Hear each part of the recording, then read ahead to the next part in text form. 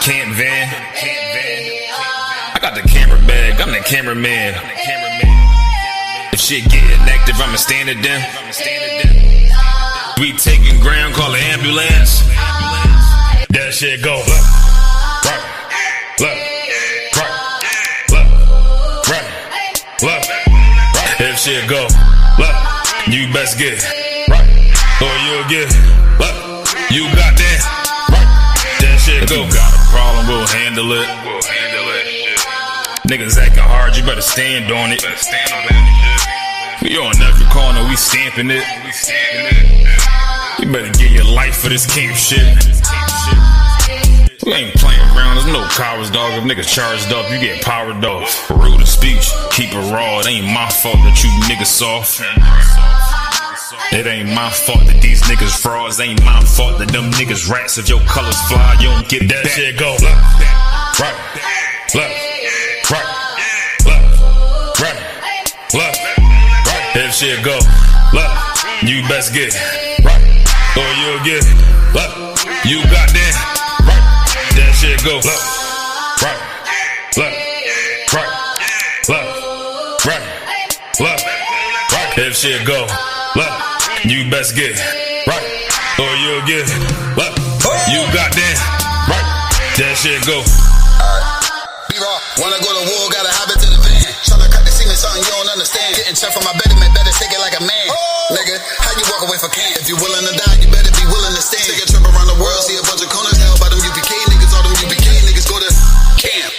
And I'm on Shamar head hanging out the car. Wonder when I pull up straight to the battlefield. And I'ma make sure niggas make it back home. Say, nigga, what you thought? Whether anything moving, I be on. Gotta remind them we never like them niggas that you saw. If you hear back up, that'll be your last time to get out the way. The price to pay before. That shit go left. Nah, for real though. Right. B-Raw.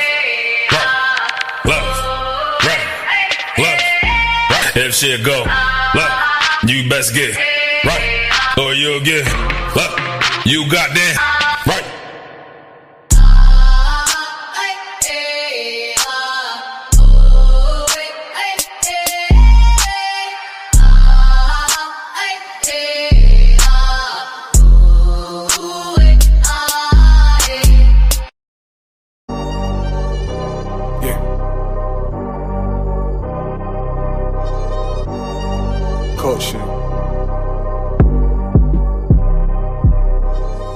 Wave that one west, cover out that window. Let them know I'm coming with my kinfolk. Red letter, ski mask on, but I don't really ski though. Bullets ball head like they going through chemo.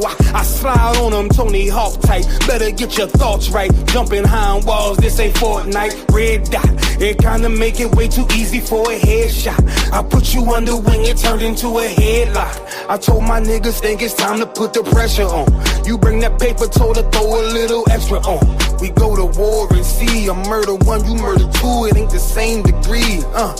Better up into a capital offense for them dollars, but it really don't make sense. Guns behind tents with some liquor and we riding down the freeway. Slide on them, spin the block and replay, so we slide again. You know my position, I'm on standby. Ain't no competition, it's a landslide. Or you a rider, motherfucker, ride again. You said you slide on them, nigga, slide again. Niggas claim they hot, but we been fine. If they ain't one of mine, so they anti. Or you a rider, motherfucker, ride again. You said he slide on them, nigga, slide We got this mapped out. Niggas selling wolf tickets, not living what they rap out. Said he gon' ride, too emotional, he'll crash out. And I ain't boxing, wrestle with this cannon, you gon' tap out. 100 troopers in the building, turn this shit into a blackout. We both come from the mother, why you tryin' to do me dirty? He cut himself off, we let him rock, he ain't worthy. You playing ball courts, throwing number like a jersey. While niggas folded like origami, I kept it sturdy. Told my son he got the blood of a king, he ain't got a word. They gon' cross you like a Christian, it's better to learn this early. They be watching, trying to copy, asking questions, trying to learn me. I ain't in the back and forth if the business don't concern me. Catch the wrath from my anger, I be trying to give a mercy. Ask the angels keep me covered, I'ma slide, they might have heard me. They playing with that fire, get you close, it's gonna burn me. We ain't never looking back, moving forward, it's the journey. You know my position, I'm on standby. Ain't no competition, it's a landslide. Or you a rider, motherfucker, ride again. You said you slide on them, nigga, slide again. Niggas claim they hot, but we been fine. If they ain't one of mine, so they anti.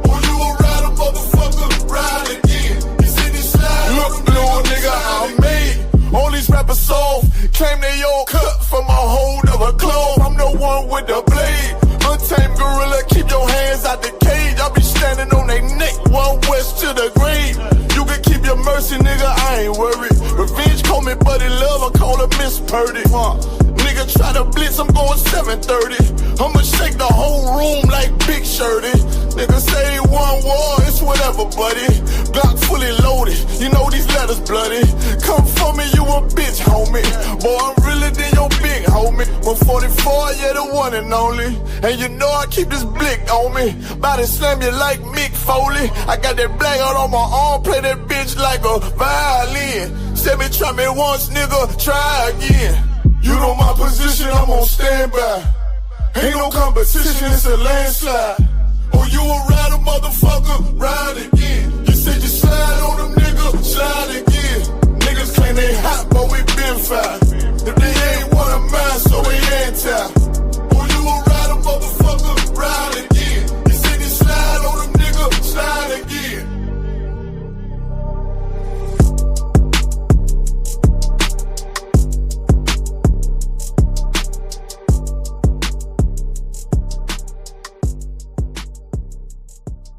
Serious and you're looking for a Christ man, the one who anointed with the Lord, with the Spirit of the Lord to do his will, I'm that nigga.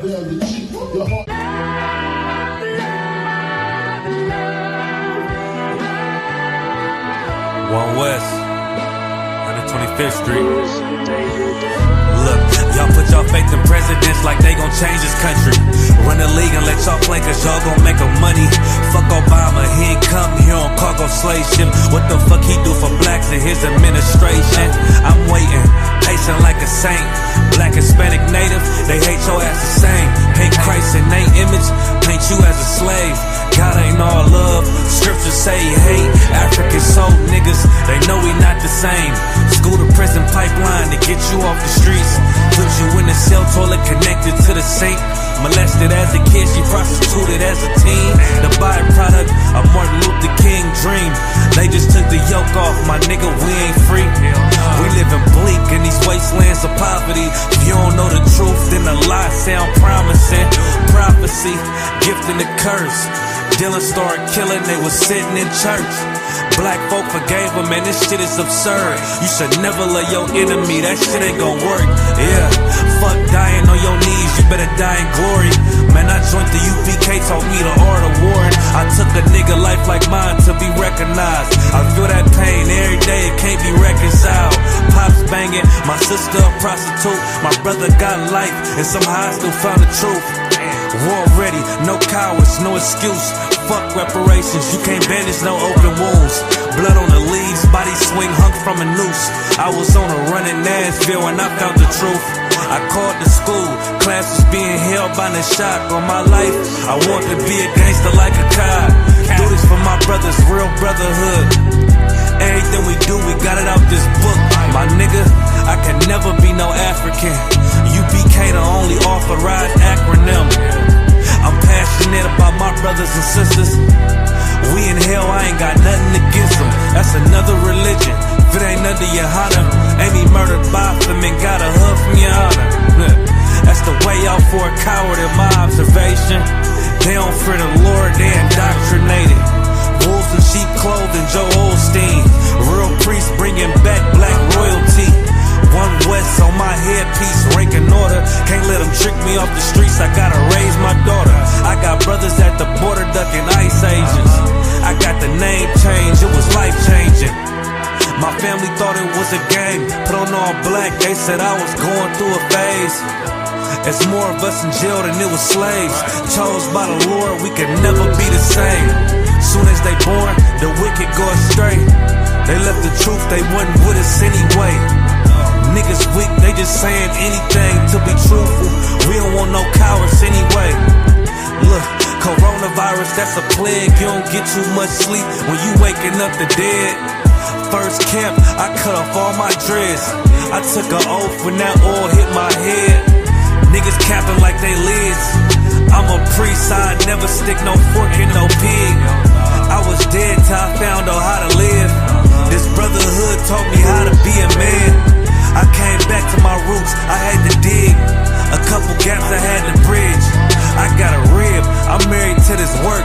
You wanna serve the Lord, he ain't in the Christian church. Came back to my roots, I had to dig. A couple gaps I had to bridge. I got a rib, serve the Lord, he ain't in the Christian church.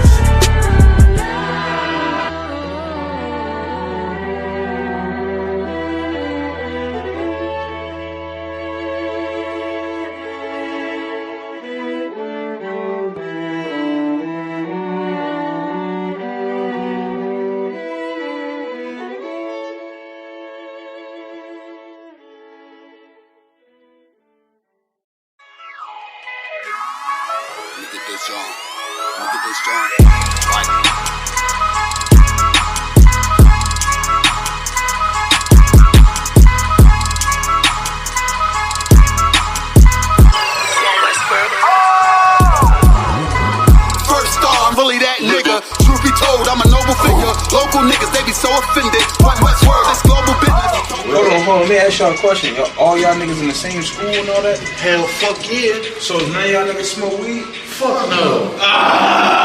Don't fold if you say you win it. I was molded to it, now fit it. Can't control, this the highest limit. Killer shit, but this an honest living. Gotta get it, ain't no time for wishing. The time is now, better pay attention. In my city, you can feel the tension. A terror squad, no pun intended. This ain't for you, but I recommend it. They know we coming, better clear the entrance. Shit get deep, but I keep digging. This how I look when you keep winning. Overtime, I had to take the hint.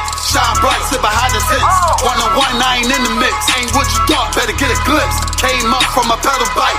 Pressing brakes, I ain't never liked. Whole time I was taking risks. They don't play with me cause they know I'm nice. Round form, I ain't even started. Transform, I ain't here to bargain. You on watch, better move with caution. Chains on me, I don't do this often. No error, this shit flawless. Reach for it, you become a target. It ain't worth it, better keep walking. All I know is survival. All this fashion is tribal. Want the head of my rival. This about to go viral. I say the word, then it's final. To get the moving like pronto. I'm just living my title. Do this shit with my eyes closed. All I know is survival. All this fashion is tribal. Want the head of my rival. It's about to go viral. Say the word, then it's final. Get the moving like pronto. I'm just living my title. Do this shit with my eyes closed. Don't wanna hear all that street shit. Me and my niggas on defense. Wonder who I was in my past life. Don't even matter, that peep this. Remember the days when I was a trooper. Stay on the path and it won't confuse you. Bars all, I'm the one to do it. I roll on eights like a flight maneuver. Try to trick me, I ain't never moving. Camouflage, I can blend into it. They better ride, I don't do the Ubers. Let them talk, I don't hear the rumors. A little suffer ain't really nothing. The way I'm stomping, better play the trumpet. You see me coming, better get the running. If they see me coming, better get the running. You ain't never seen it, you ain't never witnessed, you ain't never noticed, you ain't never focused. I was really waiting, I was really training. Sick and tired of being patient. I ain't never doubted, this was in the making. Use what I got, not in the wasted. From rapping and singing, could never drink it. But I'm from the bottom, so I gotta make it. This ain't rapping, it's a damn warning. Late night to the early morning. Got a vision, I planned it out. You tried to stop me, but I kept going. I study plays, now I'm in the game, and it's all the same, but I had to change. You'll never crash if you in your lane. I can take the loss, cause it's all a game. Yo, what Casamigos mean in English? Drunk. All I know is survival. All this fashion is tribal. Want the head of my rival. This about to go viral. I say the word, then it's final. To get the moving like pronto. I'm just living my title. Do this shit with my eyes closed. All I know is survival. All this fashion is tribal. Want the head of my rival. This about to go viral. Say the word, then it's final. Get the moving like pronto. I'm just living my title. Do this shit with my eyes closed.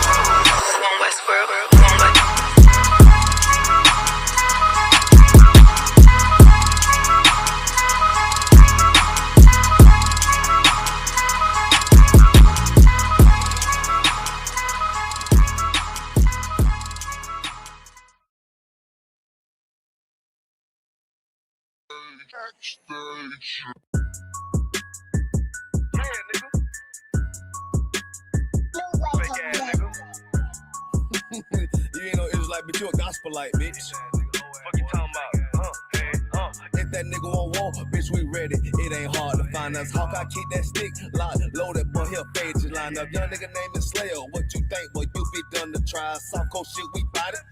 UPK, too solid. Little bitch think I'm crazy. Think I'm playing like bitch, I ain't no. Warfare every day, so who is you, bitch? I don't need your love. Killers right round the way. What you think? I love this brotherhood. Hood. More than you, bitch. Shot shit, I'm about it.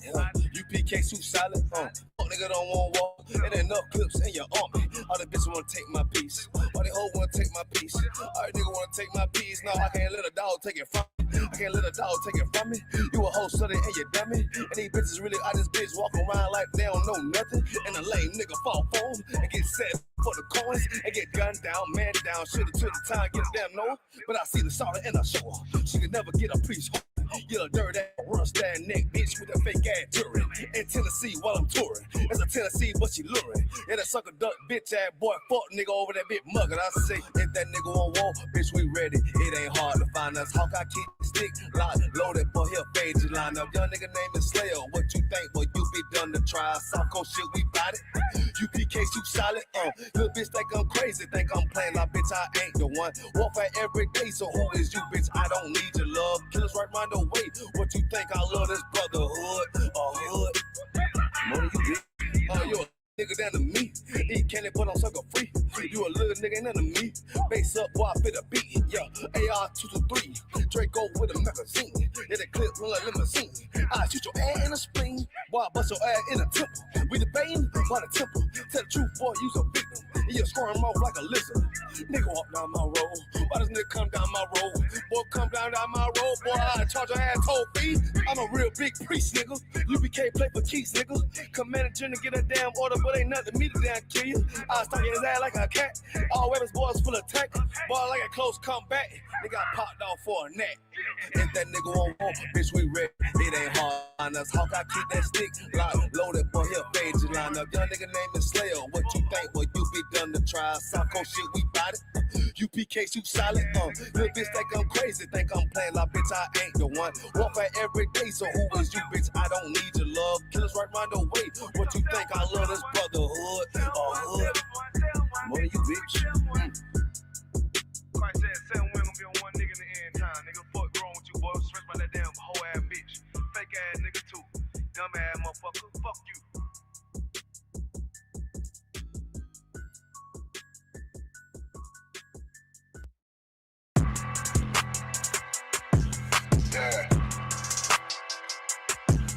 Yeah, you know what it is.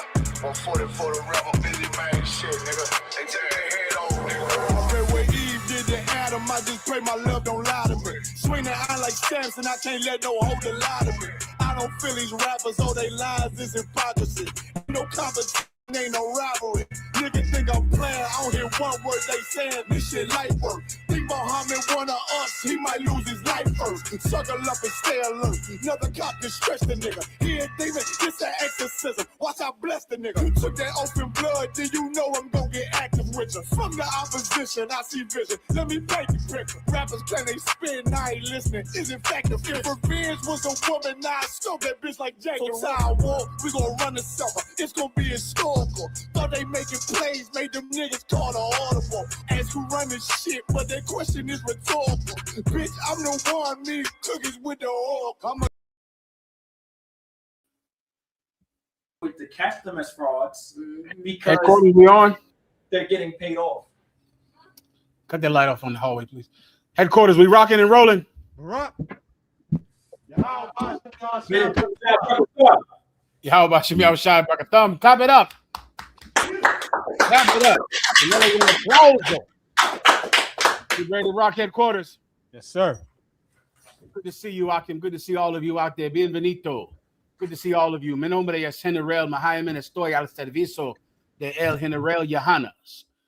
Nosotros somos la Escuela Israelita de Conocimiento Práctico Universal. Comenzamos en 1 Oeste Calle 125, Harlem, Nueva York. Desde 1969, debajo del mando de General Yahana. Carnales, esta es la verdad. Si tú eres hombre, español, negros o indio nativo, tú eres Israel. El pueblo elegido de Dios. Madre y tu padre dicen que somos un culto y metieron su iglesia sin culpa, pero su iglesia es culpable de todo lo que nos están pasando. Órale, Akim, órale. Let's get it on headquarters. Who do we have in here tonight? We got Virginia with us. Give VA a hand. I see you, VA. Killeen, Texas. Killeen, Texas. Big Texas. I see you out there, warrior. And Killeen has a question, sir. All right, Killeen, you up. You're up. Kanawan Khan, sir. Shalom, Yahabashim, Yashar Brakatha, sir. Good to see you. All right. I had a question about a scripture in Zephaniah, sir. Let me pull it up, my notes, Salakia. And basically, I wanted to ask, is there's a precept that I wanted to know, does this explain this particular scripture? All right. All right, here we go. The scripture is in Zephaniah chapter 3, verse 9. Mm-hmm. And it says, sir, for then will I turn to the people a pure language, that they may all call upon the name of the Lord to serve him with one consent. Mm-hmm. The precept that I wanted to ask, sir, is this an appropriate scripture to explain what this is talking about, is in 1 Corinthians 1 and 10, where it says, now I beseech you, brethren, by the name of our Lord Jesus Christ, Yahushua, that ye all speak the same thing, and that there be no divisions among you, but that ye be perfectly joined together in the same mind and in the same judgment. Okay. That precept is what brings about the other precept. The one you're reading right now in the New Testament is what brings about the other precept in the Old Testament. The kingdom of heaven is going to begin with a few men who believe in the Lord their God with all their heart and all their soul. Amo a Dios con todo tu corazón y amo tu hermano como a ti mismo. That's how the kingdom of heaven starts. A few brothers who love each other, love the Lord with all their heart, and love thy brother as their selves. Now that love expands to rule the entire planet Earth. You understand? And so what the New Testament is how it starts. Brothers who are in the same mind, love the Most High God, love each other, believe in it sincerely. No one is forcing them to keep the commandments. That's the way it was in Jerusalem a long time ago. If you kept the commandments, you were forced to. You were afraid of being stoned or killed. But that's not the way it's going to be among these brothers. These brothers choose to do it. They are a law unto themselves. They make sure to keep the commandments. They don't need to be afraid to be stoned to keep the commandments. They're going to rule the world. Once they rule the world, the love between those few men expand to everyone on the planet Earth. You understand? Khan, sir. Anything else? Oh, that was it. The water, sir. No problem. Anything else? Sin problema. Any other questions? Haz tu preguntas.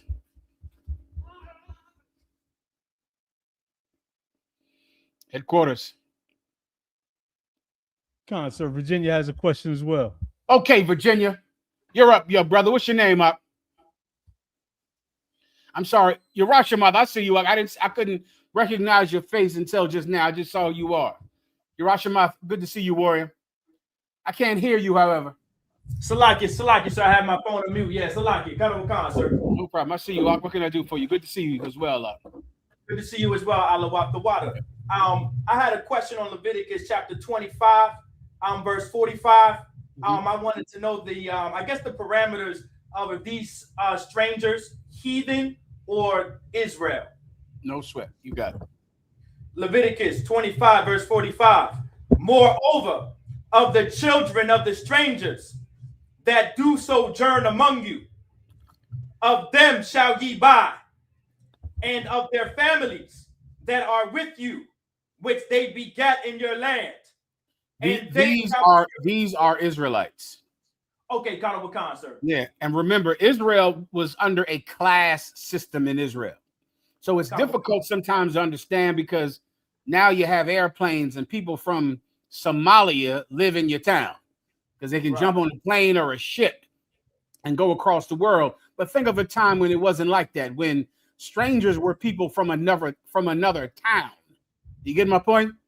If you were from another town, you were a stranger because you were not from this town. Many ghettos work like that nowadays in Jamaica and Trinidad and some ghettos in the UK and here, where if you're from 3 blocks away, you're a stranger. Right. I'm assuming you know what I'm talking about, right? Right. That's the way it was in biblical time. All of them are the same race, but they're not from this town, so they're strangers. They're not from these parts. They're not from around here, which makes them strangers. But everyone was the same race because the other races live so far away. lived all the way over there, and very few people encountered other races unless you were on the border of the country.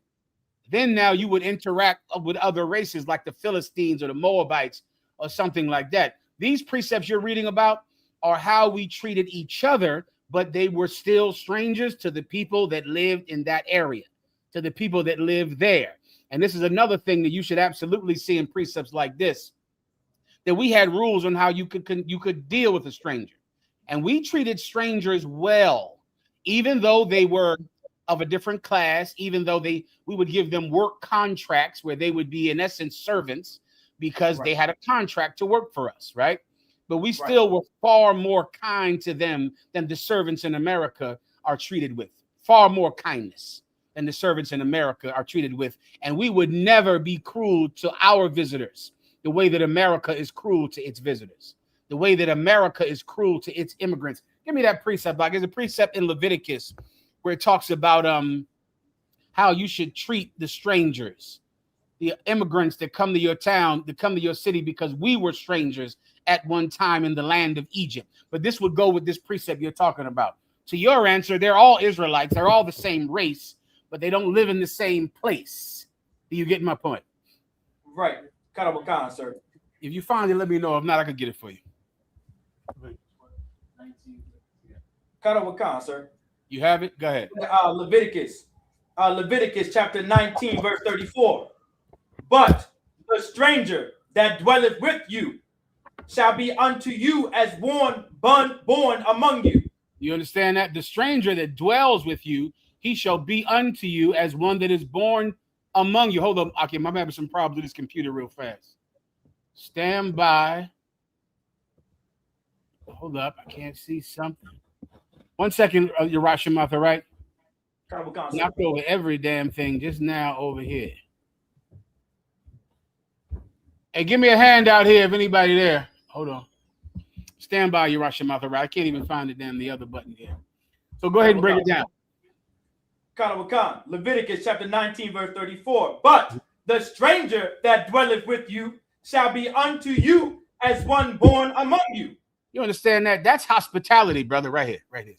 That's hospitality. Pick up this stuff right there.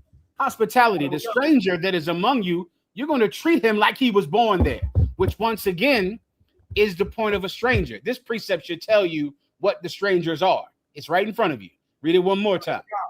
And thou shalt love him as thyself. Read again, please. Also like it. But the stranger that dwelleth with you shall be unto you as one born among you. So what was somebody who was not a stranger? Based on this. They were one that was not born among you. No, if he was not a stranger, if he was one of you, what made him one of you? Being born among you. That's it. You understand? So when you read the precepts in the Old Testament, because you see the term stranger, you might think it's speaking about non-Israelites. It is not. It is speaking about the people who are not from around these parts, who were not born here. It's right in front of you. You just read it. Read it one more time. But the stranger that dwelleth with you shall be unto you as one born among you. See, if he was born here, he would not be a stranger. But since he's not born here, he's a what? A stranger. Stranger. But I'm going to treat him like he was born here. You understand? Right. I'm going to treat him like he was born here. Why? Because I'm not Donald Trump. I'm not some disgusting devil who treats their guests like criminals. I'm not doing that. I know he's not from here. I know he wasn't born here, but I'm going to treat him like he was. Don't you understand what that means? If the Israelites were in charge, we would never be so cruel to our immigrants. Never. If we were in charge of this country, and white people from other countries, from Sweden and Iceland and Germany and Ireland and Italy, if they came to be with us, we would treat them the same way we treated someone who was born here. That's what we would do, because the Bible says to do it. What else does that tell you about Christians? They don't follow the Bible, because it's right in front of you. This is how immigration should be. This should be immigration law right now if you believe in God. Read it again. But the stranger that dwelleth with you shall be unto you as one born among you. You understand how kind that is and fair and just that is?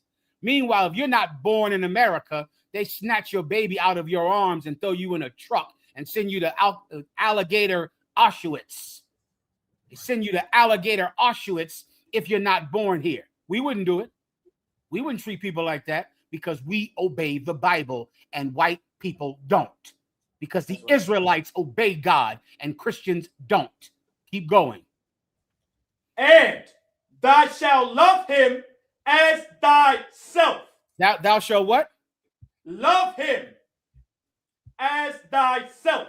That's what the Bible says. I know he's not born here, but you're going to love him like yourself. You're going to treat him like he was born here. We would hate him. Why? Because he was a different race? No, we're all the same race in these scriptures. We're all Israelites in the Bible. But he's not from here, and that was reason enough for people to be mean to him, to be cruel to him, because he wasn't born here, because he's from another city, because he's from up north and I'm from down south, because he's from out west and I'm from the east side, because he's from North Chicago and I'm from South Chicago or West Side Chicago. What's the neighborhood that hates each other in Virginia? Got Young's Park right behind us and Curry Park over there. So people will kill each other and hate each other because you're from Young's Park and I'm from Curry Park, correct? That's correct. That's the way it was in the Bible. It was like that. Now, the people in Curry Park, what race are they? Black. The people in Young Park, what race are they? Black. You see, they're the same race, but they treat each other like strangers. You understand? And why do they treat each other like strangers, Urashima? Because one is from Young's and the other one is from Curry. Because they're born in two different places. That's it. Right. That is the way it was until Moses instituted this law. He said, "Nah, you're not going to treat somebody terrible because they're from Young's Park anymore. You're not going to treat somebody terrible because they're from Curry Park anymore. No more of that. You're going to love them like you would love someone that was born in your town, in your city. That's what you're going to do. And you're going to, the same rules that apply to them apply to you and vice versa. Keep going. For ye were strangers in the land of Egypt." You know why we have laws like this? Because there was a time when we were strangers in the land of Egypt. We weren't from there, but we lived there. 70 hungry people went and got safety and kindness under one of our kinsmen named Joseph, the head of the tribe of Ephraim, the chosen people of God, the Puerto Ricans. He was there working in a high position in the government, and he gave us kindness and safety during the famine. And we were able to live in Egypt, and we were able to benefit from their hospitality for a while. But then there was an evil king. His name was Ramses, and he got in charge of Egypt, and he forgot what the Puerto Ricans did for Egypt. He forgot what the Latinos did for Egypt, and he began to be cruel to us and put hard bondage on us. And then Egypt then began to be the house of bondage, the house of slavery, because one cruel Pharaoh forgot the benefit that he gained from having us in his country. He forgot he got rich from having us live in his country, and he began to be cruel to us. This is exactly what is happening in America. Now you have a president in America who has forgotten what the Latinos have done for him, forgotten what the Mexicans and the Guatemalans and the Haitians and the Dominicans have done for America. Now he's cruel to them. No problem. The same fate that Egypt suffered, America will suffer the same. Son un nación odiosa, liderada por un hombre odioso. This is an evil nation ruled by an evil man. We wouldn't do that, Hiroshima. We'd be kind. We'd be generous. We'd be fair. So when you read the stranger laws in the Bible, just remember, strangers in the Old Testament were Israelites who weren't from your part of town. That's it. Everyone understand? Got a concept. The water, General. The water to you, warrior. Yahweh Shimi Al-Shai Barakatah. Yahweh Shimi Al-Shai Barakatah. Sir, if you want to keep rolling, Milwaukee has a couple questions. Milwaukee. I see you, brother. You have a question? Yeah, about Shema Shabakata. I have two questions out of what.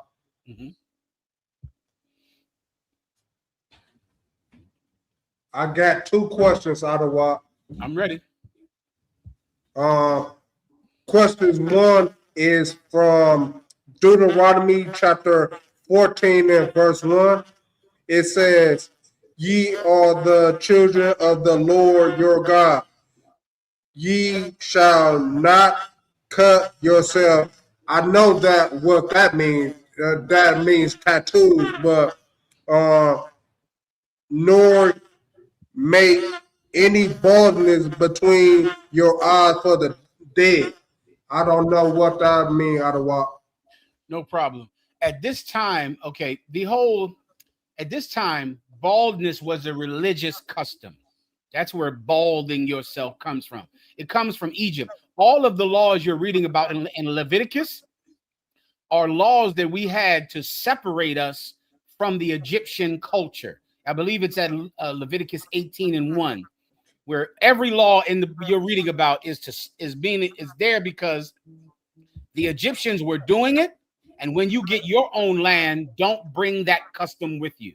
That's an Egyptian custom. Don't do it. The Egyptians would bald their entire body to be more spiritual to Egyptian gods. So they would bald their head, they would bald their face, and they would shave off their eyebrows. You understand? Come. They would be hairless, completely hairless. So they would have no hair, no beards, and they would have no eyebrows either at all. And that's that precept. They would shave their eyebrows off to worship some dead, king or some dead ancestor. And the Lord is saying, we can't do that anymore in our new land. Shave your head, shave your eyebrows off, shave your beard off, cut yourself. That's another thing they would do. They would do tribal markings. And they would cut their flesh for the ancestors, which is why the Bible says you cannot do it for the dead. The dead are called today the ancestors. Give me a picture of Africans who tribal mark or tribal cut themselves today. There's somebody sent me something on my phone. I get so much crazy stuff on my phone. I'm about to turn this thing off. Because some African was on my phone and she had cut a hole in the bottom of her lip. She cut a hole right in the bottom of her lip and she closed her mouth and she was putting the tongue through the hole. You understand? She had her mouth closed and the tongue was coming through the hole. I said, I gotta change my algorithm. My algorithm is terrible. You stupid, dog. I'm telling you, so things like that, you can't. The Africans still do many of those things today. They cut themselves, cut their flesh, split their lips open, cut their lips to shreds, cut off their clitoris if they're women, and we can't do those things. The scripture you're talking about is about cutting off your eyebrows. All right. I have one more scripture out of what. I'm ready. Deuteronomy chapter 16 and 21. Thou shalt not plant thee a grove in any tree near unto the altar of the Lord thy God. What is a grove? 1 second, warrior. I think this is Madabar out of Louisiana. He has some good story. Ephraim Madabar, Louisiana State Police use forces. Louisiana State Police Force disproportionately uses force against black people. An analysis finds. If you can find that, or Madabar, if you can send it to headquarters, and the brother can get it on the screen. If you send it to me during the class, I might not be able to see it. All right. But the Ephraim out of headquarters, he'll get anything, any stories you brothers want or sisters want. Send him the Ephraim out of headquarters, and he'll rock it out for you. All right, go ahead. Shalakia, do you want me to read it over out of what? Please, if you don't mind. Deuteronomy chapter 16 and 21. Thou shalt not plant thee any grove and of the any tree near unto the altar of the Lord thy God. What is a grove of any tree? A grove is like an orchard, like an orange grove. It means a group of fruit-bearing trees. That's what a grove is. So near the altar of the Lord, you couldn't have an apple farm or an orange farm or fig trees. One fig tree is just a fig tree. But if you have, 200 fig trees, that's a grove. It's like, it's full of water. It's wet. It's full of water to feed the trees. And it's called the grove. All right? Go ahead. So Salakia Ottawa, why he wouldn't want a grove of trees? He doesn't want them around the altar of God. Why? Because of the fire. Oh. Because the altar of God is full of fire, burning, cooking lamb, and it's like having trees next to a stove. Trees are made of wood. Okay. And there's fire in there, so it's going to burn. So you don't plant trees, fruit trees around all that fire, because the altar is full of fire. That's what they're doing they're burning sacrifices on the altar. Okay. That's the Ottawa. All right, the water boy. Questions. Khan, we have some questions in the chat.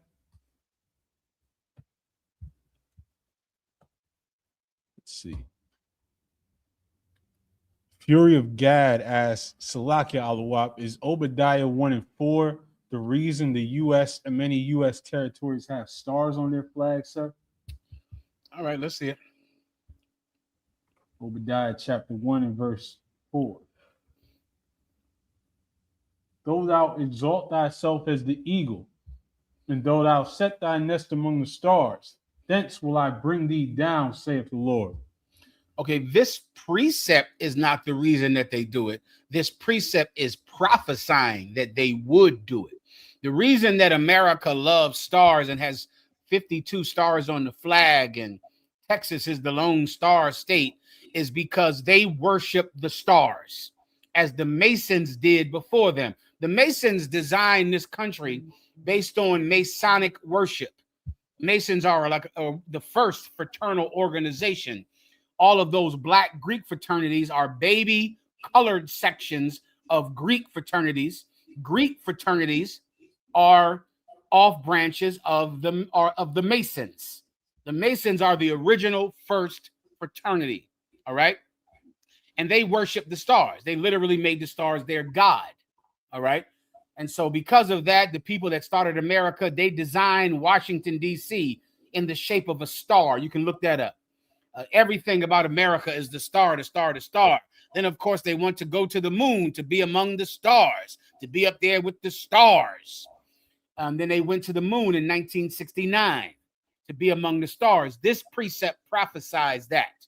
This is how we know who Esau is and who Edom is, because he fits the description of the prophecies in the Bible about the people of Edom, or the nation of Esau, the only race that God gives no future mercy to. That's in the Bible dictionary, young brothers. All right. So this is a prophecy for that. The reason they do it is because the people that founded and started this country were star worshipers. Any other questions? Khan, sir. No Coward Cincinnati asks, Shalom, sir. Baba Gashak, can I get a general breakdown of Jeremiah 2:16? No problem, whenever you're ready. Tanto tiempo. Take your time. Khan. Jeremiah 2 and verse 16. Also the children of Noth and Tahpanhes have broken the crown of thy head. Okay, I don't recall this one. You might need to give me a little more with that. I don't remember. I don't know who these people are. You can look it up if you want to. That's his question. I think his question is who they are. Yeah, look that up in the Bible dictionary. Like, I don't remember Commander General Yohana would know, but I don't remember. So I'd either call him or you can look it up in your Bible dictionary. Usually that suffices. All right. Okay. Is there anything else?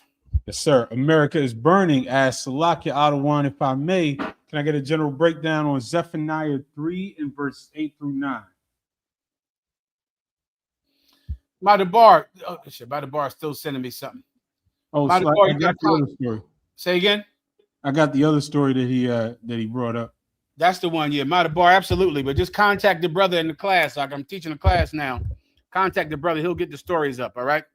Go ahead. Come on. Zephaniah 3 and verse 8. Therefore wait ye upon me, saith the Lord, until the day that I rise up to the prey. For my determination is to gather the nations, that I may assemble the kingdoms, to pour upon them mine indignation, even all my fierce anger. For all the earth shall be devoured with the fire of my jealousy. That's a good one, Doc. This is a third world's war precept, Doc.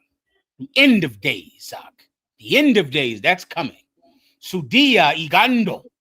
Sudia igando. His day is coming. Our oppressor, his day is coming. And this is a precept that's speaking about it. He's going to get all the nations together, all the nations that have oppressed the children of God, the 12 tribes of the nation of Israel, los 12 tribus de la nación de Israel. Those nations have been oppressed by every other nation on this earth. The so-called white man or our oppressor, chiefly among them. And there's a day coming, brother, that he is going to get what he has given out in return. And this precept is about that. If that was his question, that's his answer. Come on. Go ahead. I'm sorry. Sudia estegando. Go ahead. Whenever you're ready. The brother Deseron 144 asked Shalom General, in Deuteronomy 20 and 5, it mentions dedicating a house. How do we dedicate a house, and do we still do it today? Dedicating a house is like opening it up. You know, absolutely. There are some brothers, not many people do it, but you can do it in the nation of Israel. If you want to dedicate your home, you get a new home, new business, and you want to have the priest come down there and bless the people in that business or bless the people in that home, you contact the Israelite School of UPK, and we can absolutely provide that service for someone who deserves it. We can absolutely do that, and it's a custom in Israel. I've seen it done many times in my service under Commander General Yohana, and you absolutely could do it today. It's when you have a new house, you get a new crib, you're about to move into it. And you want, as you move into it, you want this house to be a blessing as opposed to a curse. You want God to bless the people in this house. So because of that, you bring a priest over there, and he prays that the Most High God blesses all of the people in this house, and to dedicate this house to the Lord, meaning the people in this house are going to serve the Lord. So because of that, you're asking the Lord to protect the people in this house. And that's something that we absolutely can do and will do and do today. Anything else? We have a question in the room, sir. Officer, you got it, sir. Shalom alawab, Yahbashim Yahshabrakatah. Yahbashim Yahshabrakatah. What's going on, warrior? Most High in Christ, solid out of one. With your grace, Baba Kashar, sir. I wanted to ask you this question pertaining to the different tribes. A lot of time when I have conversation with Haitian, I know I suffer this with my Haitian brothers, but all the 12 tribes I could say suffer from this. Jamaicans, people from Dominican Republic, they hold on to the identity that we ended up with after slavery. Yeah. Right. Like we were in Haiti, we'll hold on to 1804. We hold on to that Haitian flag. Jamaicans do it, Dominicans do it, Puerto Ricans do it. What would you say, Adawan, to someone who's holding on to that identity when you are trying to show them that, yes, this is who we became, but we were someone before this. This is a result of slavery, and we should not hold on to what we've developed after slavery because we were someone prior to slavery. How would you attack this, sir? You just did it. By ND, Fremwen. Fremwen is correct, is the right pronunciation, correct? Fue muen. Canada waka. Fue muen. Fue bayen di fue muen. That's how you do it. Let me tell you, every tribe, we have the exact same blessing. We have the exact same love from the Most High God, and we have the exact same problems. What you're doing is simply what the tribe of Judah also has to do when it comes down to letting someone let go of African culture and letting go of American culture. Think with the so-called black people have been in America for 350 years. Think about the black cultural things that we love, that we absolutely love, and we have to teach them that we have a culture before 350 years. We have a culture before the time we spent in Africa, and which you do it the way you're doing it up. You have to show it to them, but just don't think of it as different and special to the tribe of Levi. It's not. So-called Latinos go through the same thing. So-called the black people in America go through the same thing. It's hard. They've been here so long. They've done it so long that because of that, it's their culture, because that's how long they've been doing it. You have to show them that it is not their culture, and they have a culture that precedes that. They have a culture that precedes the French, that precedes living in Haiti. They have a culture that is before that, and that's what you have to do. And it's an art form, Mark. Like, don't think of it like one way you have to do it. Like, I know that many Caribbean tribes love their flag. You know, they wave them around a ton, and that comes from living in America, because the Puerto Ricans, the Haitians, the Latino-speaking tribes, or the Spanish-speaking tribes, they're here in America, which makes them really love their flag. They swing it a lot because they want to represent their culture. The white man does the same thing. He has an Irish flag and an Italian flag because he lives in America. So he wants everyone to know that he's from Ireland. He's from Italy. They have the Irish parade in New York and the Italian-American festivals in New York. They want to represent their original country. So that's what makes them really embrace the flag of that country. What you want to do is understand it. You get where it comes from. And then you want to break away at it, chip away at it as an art. Sometimes you can wear that flag. I noticed, Levi, that you take the Haitian flag and you wear it around sometime, correct? Canada waka all the time, sir. Yeah, and you do that to let every Haitian know that you're one of them, because they can't just look at you and tell any difference from you and any other tribe. So you wear a Haitian flag so they can know, hey, that's someone that speaks my language over there. I can talk to him. At the same time, you know that Haitian flag is not your flag. You know that. You know that is not a flag that represents you, but you're using it as a way as an introduction to let them know, I speak your language. You can talk to me. And as you use it, then you begin to break them away from it, to break them away from the flag and from the culture of a land that was never theirs. Haiti never belonged to the chosen people of God, the Levites, or the so-called Haitians. That was never their land, ever. Puerto Rico, Mexico never belonged to La Raza or the Mexican people. Venezuelans, that was never your land, Venezuela, ever. You were there for a long time. You were there first. You were there before anyone else. But you can't just simply build your culture based on this land that you've been exiled to. Our homeland is Jerusalem, Palestine. That's our homeland. Vámonos a casa. Vámonos a casa cruzando del Rio Jordán. Come with me across the River Jordan. Let's go home. Let's go home, every tribe. Every tribe. Let's leave Haiti, leave Mexico, leave New York, leave Staten Island, leave St. Louis, leave Memphis, leave Venezuela. Let's leave these countries and go home. Our real homeland is in the Middle East, the land of Jerusalem, the nation of Israel. And you have to teach them that, and you bring them into it, and you break their bond from the place of their captivity, and you reaffirm their bond with their true homeland, Israel. That's how you do it, warrior. That's the art form in doing it. You understand? Canada waka, sir. Was there anything else? La other one. Thank you. Merci. Merci is thank you, correct? Merci. Say it without the R. Say it without the R. Merci. Say it one more time. Again. All right. So I'll say both so you know the difference, other one. So in French, it would be merci. In Creole, it's merci. Merci. So I take out, in French, it's merci. In Creole, it's merci. There you go, sir. Merci, frère moi. Canada can. De rien, frère. De rien, général moi. Merci. Keep merci. Go ahead. The water. Mm-hmm.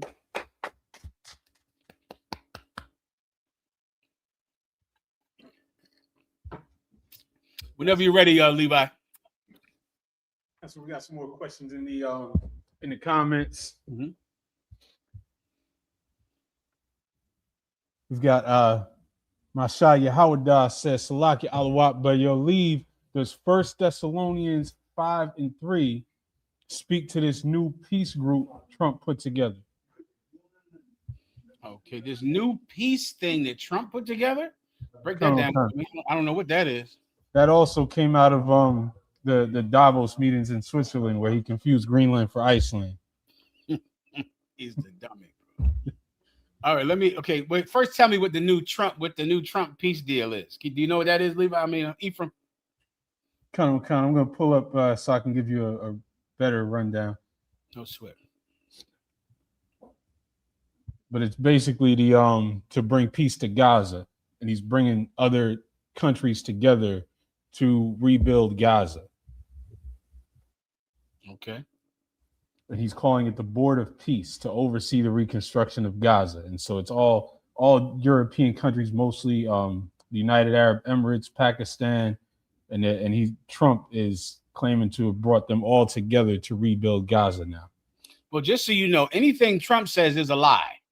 So if Trump says it, it is absolutely not true.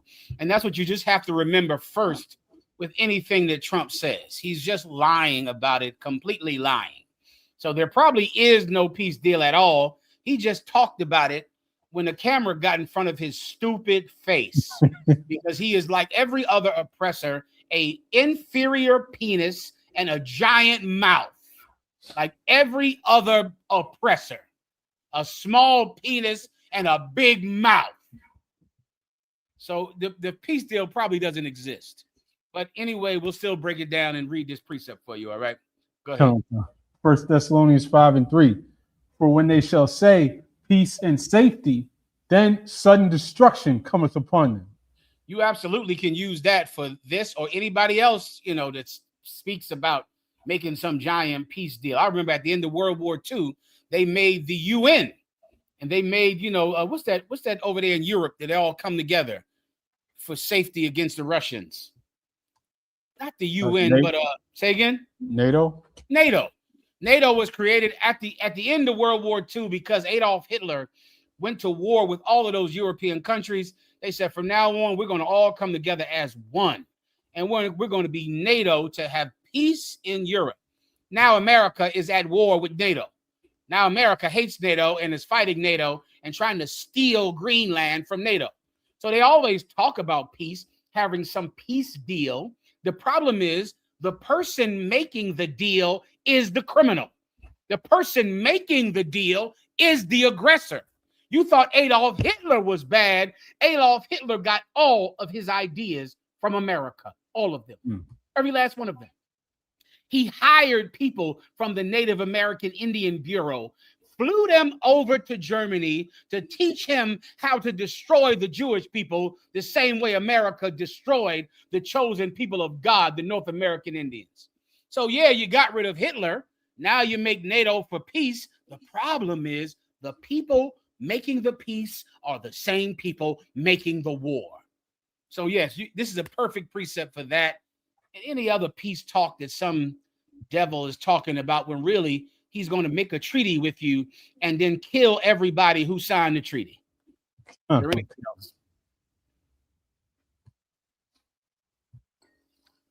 This is an excellent precept for that topic. Okay. All right. Most High in Christ, sir. Brother asked in the comments, Salakia Adawan, do we know who the ancient Assyrians are today? Oh boy. Commander General Yohana knows. I don't think I remember. The ancient, wait a minute, it's coming to me. Is that the same as the Kardashians? What are the Kardashians? They're from I want to say I don't remember. Okay, but these officers and captains, they remember. I don't remember. I want to say they're the same people as Armenian. I want to say they're the Armenians, but I can't recall. Okay, I only know the people that's in front of me every day. I don't know. I don't know. You know, I don't know. I think those Persians are the Iranians. I remember that. And that's all I remember. Okay, Chinese, Japanese, blah blah blah. But yeah, the brothers will know about that. Ask the brothers about that. The young brothers know who everybody is. I can't recall who. I want to say they're the same people as Kim Kardashian, but I can't remember all the way. All right. Okay. Go ahead. Brother asked, are there scriptures that refer to cremation? Scriptures that refer to cremation. It's the custom of the other nations to burn their dead. You can look up burning your dead. There might be, but I can't recall because it is not an Israelite custom to burn our dead, but it could be. It's a little on the back of my head, like there might be one about burning their dead. Burning your dead is a funeral. The term funeral is from fire, because the Greeks and the Romans and all of this, the so-called white or Caucasian tribes, they would burn their dead, right? They didn't bury their dead, they burned their dead. So the term funeral comes from funerary or from fire in Greek. In Israel, we do not burn our dead, we bury our dead. We bury them. We put them in the ground. From dust thou came, and from dust thou shalt return. Okay, so because of the laws in the Bible about how we properly treat our loved ones, we would never burn them. It is not an honorable burial to have a cremation. It's a heathenistic burial. It's not part of our culture to do something like that. All right, we would bury our dead. So I don't remember any off the top of my head, but if you look up burning the dead, you might find one in there. All right. And you might jog my memory if you can think of one. Come on. That's all on that, sir. So brothers can know, in the UPK, we don't have a funeral department. We have a burial department for that reason. That's the reason it's called the burial department, because we don't do funerals, which would be cremations are literally what a funeral is. All right. And when I'm saying in literal terms, that's what a cremation is. Go ahead. Sir. Brother asked, Shalom, General, can I get a breakdown of Acts 10 and 13? I have a Christian trying to justify eating pork by saying God changed the pig to be clean. All right. He changed the pig to be clean. Is the brother in the chat room? All right, let's go to it. Acts 10 and verse 13. Mm-hmm. And there came a voice to him, rise, Peter, kill and eat. Mm-hmm. That's the verse, sir. Okay, well, you better read a little more for everybody else's context, all right? Verse 14. But Peter said, not so, Lord, for I have never eaten anything that is common or unclean. This is one of those times when you have to realize that there are many people that do not understand context at all, and they absolutely don't know when someone is trying to teach them a lesson as opposed to being literal.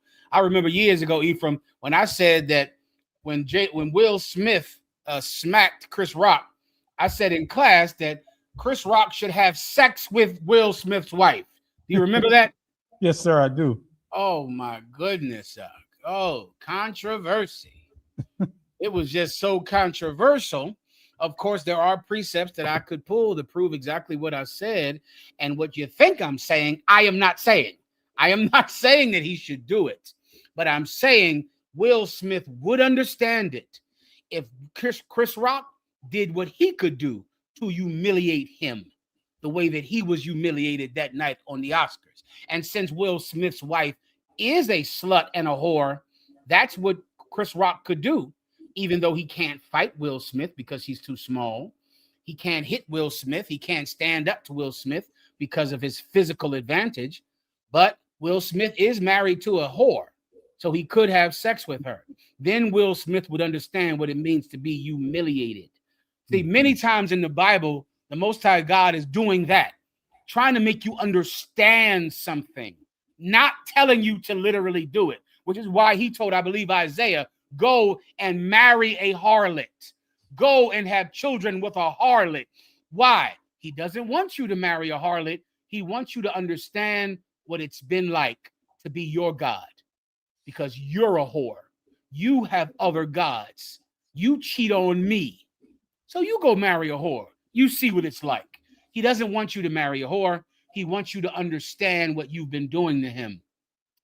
Of course, I don't want anybody to have sex with another man's wife, but I do want you to understand you humiliating another brother because you're bigger than him. I want you to understand you humiliating another brother.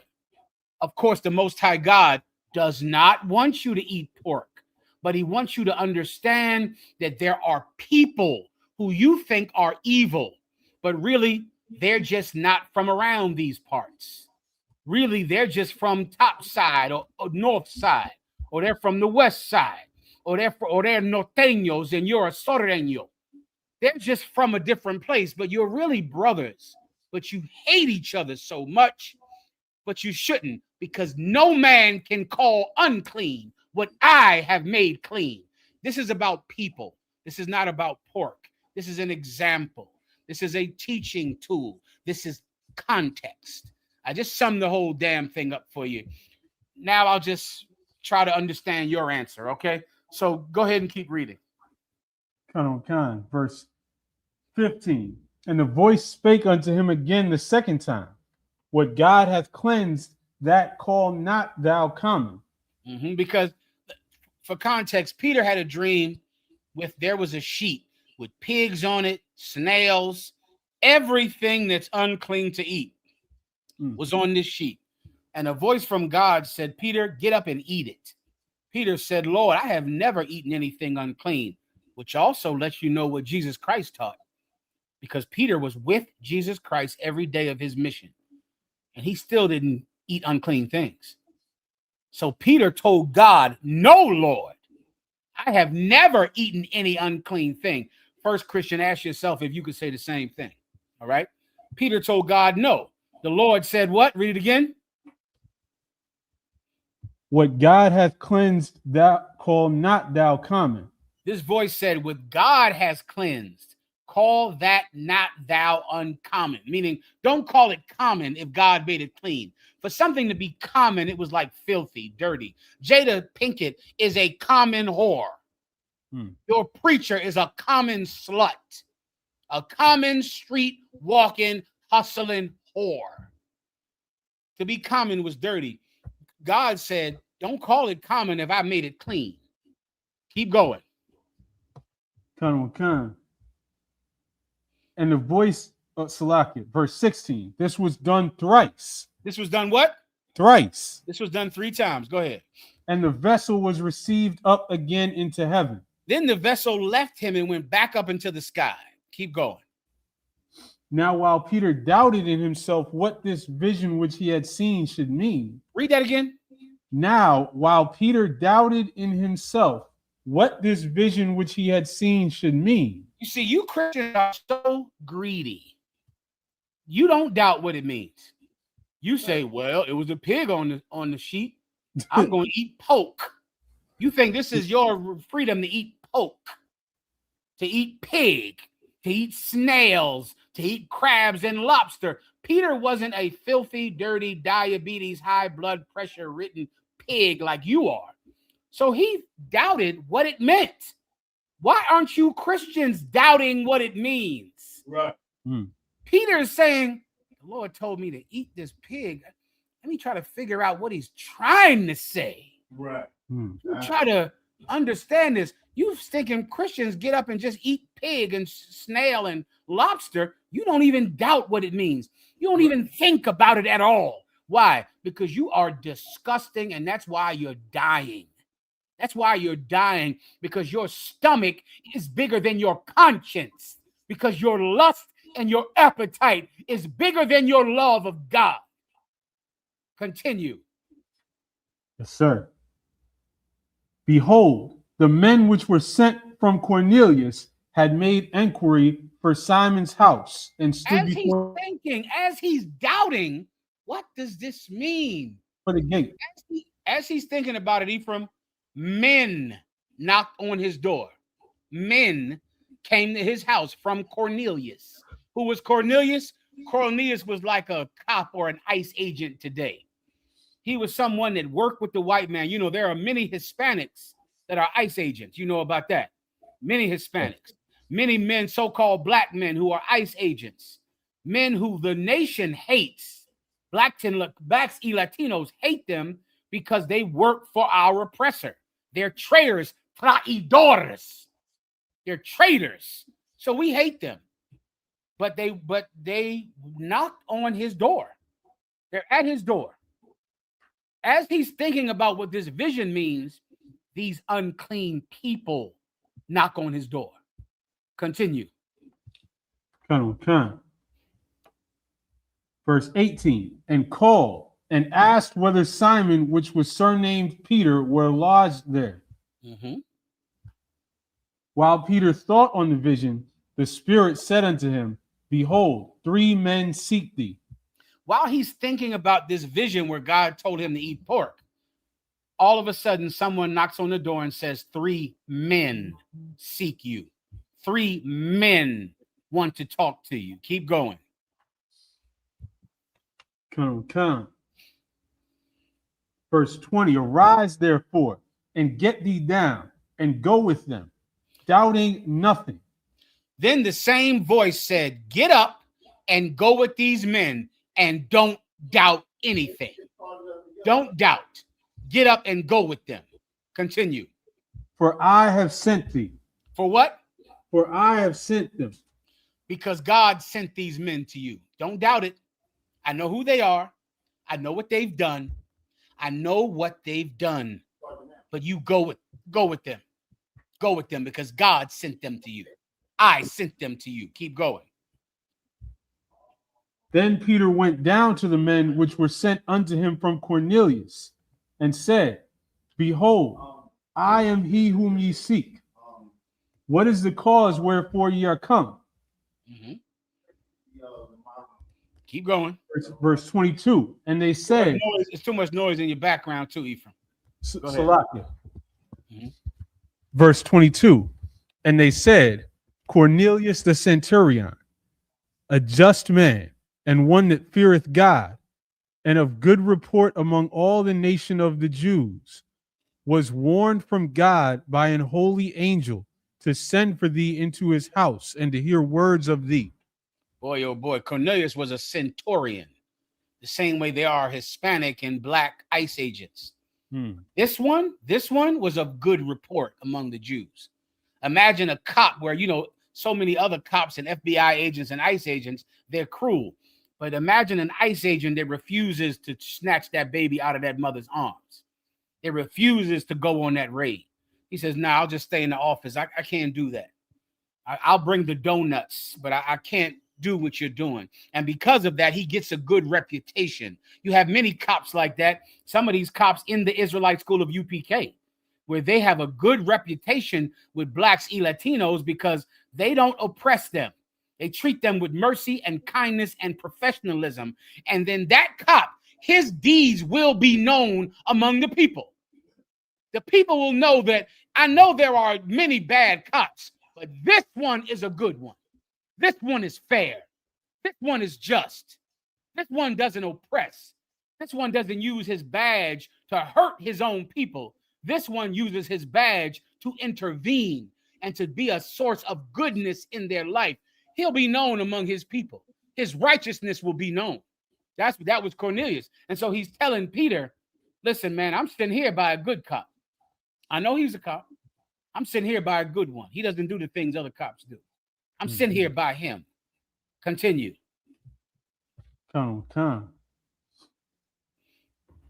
Then called he them in and lodged them. And on the morrow, Peter went away with them, and certain brethren from Joppa accompanied him. Peter went with them. Now skip me to the verse where Peter realized what this vision was about. Well, he said, I know it is unlawful for me being a Jew. Read that. That's directly to the brother's point. He can give this to his pig-eating, shrimp-eating, seafood boil-eating pig of a cousin. Continue. Verse 34. Then Peter opened his mouth and said, of a truth, I perceive that God is no respecter of persons. You know what? I know that God is no respecter of persons because of this. Go ahead. But in every nation, he that feareth him and worketh righteousness is accepted with him. Meaning what? That I know that God does not respect persons, but in every nation, if you fear the Lord, the Most High God will be with you. You're a black or a Latino and you work with the white man. But I know that even among them, among the traitors, among the people that I don't go around, there are some brothers that are in there fighting, in there saying, I'm not going to do what these other cops are telling me to do. You ICE agents out there are some of you ICE agents out there with a conscience, and you have to step into it. You have to let everyone know, I'm not going on that raid. You know what needs to happen on one of these ICE raids out? They need to go, and before they shoot a woman in their head, or before they beat up someone or kill someone, another ICE agent needs to grab the gun of another person and say, put that gun away. That's a baby. That's a child. That's a 5-year-old girl. Put that gun away. That will get on camera. It will be all over the news. And now we in the Black and Latino community will know that this ICE agent, even though he is in that nation, even though he is with them, even in that nation, the Most High God will find the righteous. Even though you work for the white man, even though you work for our enemy, even in that nation, God will find you and bring you to us. Continue. Verse 28. And he said unto them, ye know how that it is an unlawful thing for a man that is a Jew to keep company or come unto one of another nation. So one what? Of another nation. What does it mean to be of another nation? Jesus Christ said, be ye in the world, but not of it. Not of it.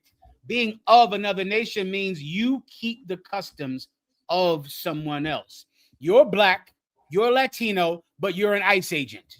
You're black, you're Latino, but you're a cop. You're black, you're Latino, but you're a drug dealer. You're doing something evil.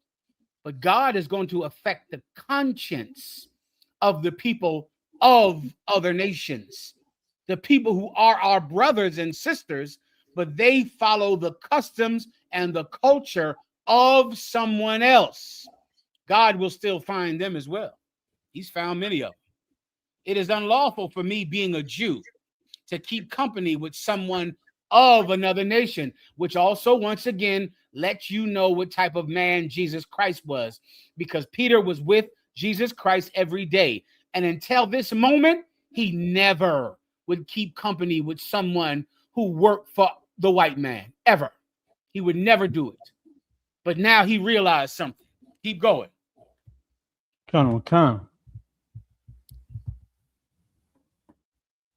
But God hath showed me that I should not call any man common or unclean. This is who asked the question? Mankind Quay. Mankind Quay. This is my question to you. Answer it fast.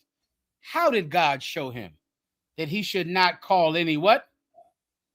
Any man common or unclean. Emphasize the word man, that he should not do any what? Any man common or unclean. Mankind, tell me, when did God show Peter that he should not call any man common or unclean? Let mankind answer the question, and I'm moving on now. Anything else? Go ahead. When mankind answers it, tell me. Mm-hmm. We've got a couple other questions in the chat. Do you think? Salakia, my Lord, please bestow your wisdom with a breakdown of Leviticus 22 and verse 10 and 11. Mm-hmm. Specifically, buy any soul with money. The water, sir. Gracias, con gusto. Claro que sí. Of course, I will absolutely do anything I can to serve you. Okay, go ahead and read, please. Leviticus 22:10. There shall no stranger eat of the holy thing. A sojourner of the priest or an hired servant shall not eat of the holy thing. So this once again lets you know about what a stranger is, and is telling you by it saying a sojourner of the priest or a hireling, meaning you were a stranger because you were not a Levite. The holy things, we're speaking about the showbread. There in Israel, in the temple, there was bread that they would bake and they would sit on the altar so that the people could see it. And by seeing the bread, the people knew that the priests were being provided for, because the priests were not allowed to have other jobs. They had to only do one job, which is attend to the temple and attend to the people's needs of God. So they put bread on the altar so that the people could see it. And that's why it was called showbread, because it was so you could look at it and go, all right, the priests are good. They got bread. They're eating. And so no one else could eat this bread. So if you were just visiting, if you worked for the priest, but you weren't the priest, you couldn't eat this bread, because this was for the bread. This is the same bread that David ate. He ate this bread, even though he was not from the tribe of Levi, but from the tribe of Judah, of which Moses or the law did not speak of concerning the priesthood. But he still ate this bread because now those priests began to really understand the law, and that the law was for man, not against man. So this brother that was starving absolutely could eat that bread. So, but this is the law we're speaking about right now. The law about the showbread, and you couldn't eat it unless you were a Levite priest. If you weren't a Levite priest, you were a stranger in this sense, meaning you worked for the priest. That's not good enough. You were a sojourner. A sojourner means you were not from around these parts. You were from the east side. You were just traveling here. You couldn't eat it. You had to be of the tribe of Levi to eat it. That's your breakdown. Next. So I think his question was in verse 11. But if the priest buy any soul with his money, he shall eat of it, and he that is born in his house, they shall eat of his meat. Here we go about where you're born. So this priest buys any soul with his money, meaning now you're in the priest's family. Why? Because he bought you. What would you call that today? An adoption. If the priest buys you with his money, you're in his family. You're one of him now, because now he adopted you. And guess what? For you brothers and sisters that don't know, if you want to adopt a kid, guess what it's going to take? Blow my mind with the answer, Levi, Ephraim. Money.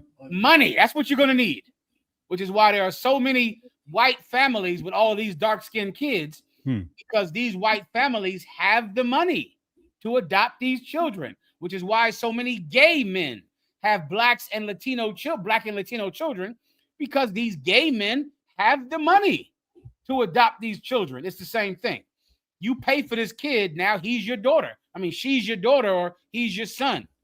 So he can eat of the bread because now he is a Levite, because he's in your family. Or if he's actually in your family, then they could eat the bread because they're in the family of the priest. Next. The brother Man Time Quay said, I don't know, sir. Oh, shit, Man Time. Where the hell you been the whole class? Read the precept again for the brother. Ask him what that means. Read that last precept. It was Acts 10 and 28.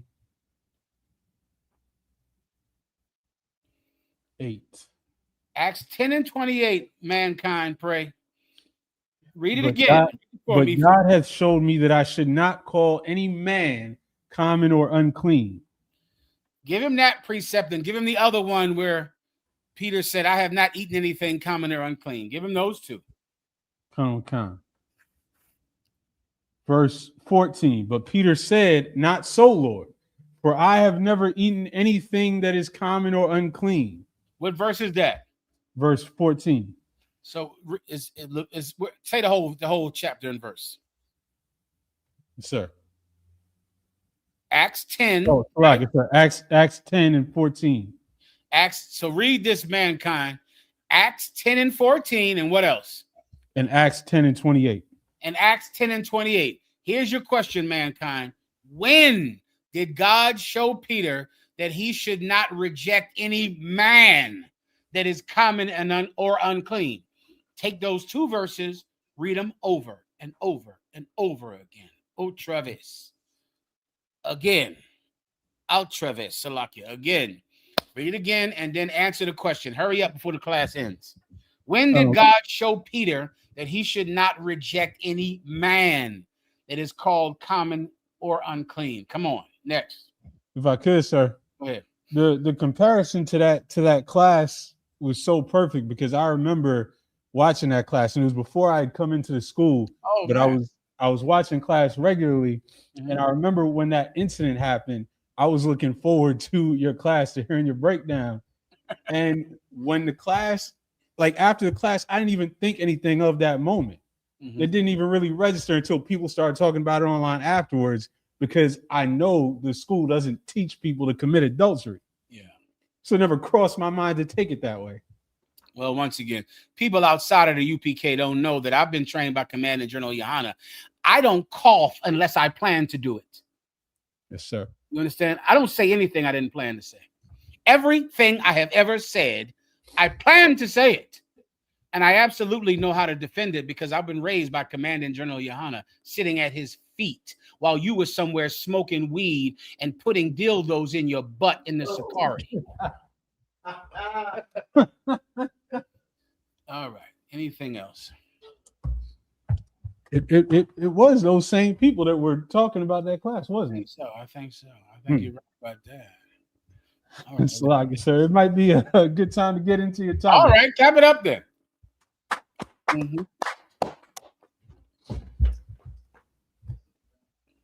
Let's see what we got first up. We have a lot on deck today, sir. Let's try to run through them. Just tell me if the brother answers the question. I will. Am I missing any important questions? So they're all important. Kind. But anything that maybe you believe I should get to. Go ahead. I think we got through most of the questions. All right. Officer Yadazar in the room, sir. Yadazar, please. Real quick, out of one. Coming up with the World War III, right? With World War III that is around the corner. At this stage, out of one, with our people, is it like I'm witnessing? Is it that we are going to lose? How do I put this, sir? The power that we thought that we had, or the comfort that we thought that we had, right? It seems like we are losing it at a faster rate. Our people in the world, of course, in the UPK, we've been waiting for this time forever. We've been prophesying about it. But is that what is happening, sir? That we are losing the comfort under the shadows of our oppressor, and it's just going to get worse as we approach the Third World War? Can you speak on that if you understand what I'm saying, sir? I think I do. Let me give you a few precepts. Give me them that they trust upon the land of Egypt. That's in the Old Testament. I want to say Isaiah or Ezekiel. And give me the stars of heaven falling from the sky. Let me tell you, blacks and Latinos, Haitians, Dominicans, we've been through some terrible times here, warrior. Terrible times. And so as you look at today, you might think, is this the worst of all times? It is not. Blacks and Latinos, brother, and Haitians, my God, we've been through some times here. Your grandmother and your grandfather could have told you some stories, brother. I know you think times are bad now, but this is not the time of lynching in Mississippi. You understand, warrior? This ain't that. This is not that. So there have been far worse times that your grandmothers and grandfathers have been through in America and in Haiti and in Venezuela and in the Dominican Republic and in Mexico. And we've been through horrible things. Horrible things. Not things where you're looking on your phone and you're hearing about the decay of society and the decay of the rule of law. I mean, we've been through things where there is no water. You understand, Levi? Where there's no food at all. There's no water, there's no food. We've been there. So when you see how bad times are getting, I would recommend not thinking about it like, oh, is this the worst time ever? That's not what is happening now, but this is exactly what is happening now. The trust that we have in America is the worst that has ever gotten. We don't trust America the way we do, the way we used to. That's what is eroding. Blacks and Latinos, brother, while they had no food and no water, they trusted going to church every Sunday with no food and no water. While they were being lynched from trees, you know what they thought? I'm going to go to church on Sunday and pray to a white God. And that white God one day is going to help me.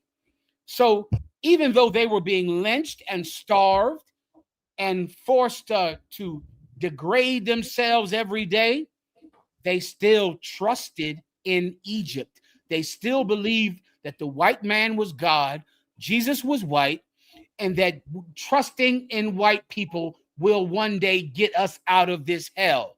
That is what is going down. That the trust is leaving. The belief in that white society will help us if we are nice and good and passive, that is going away fast. You understand, Levi? So give me the precepts and I'll show you what is changing right now. Whenever you have it, read it. The book of Isaiah, chapter 30, verse 1.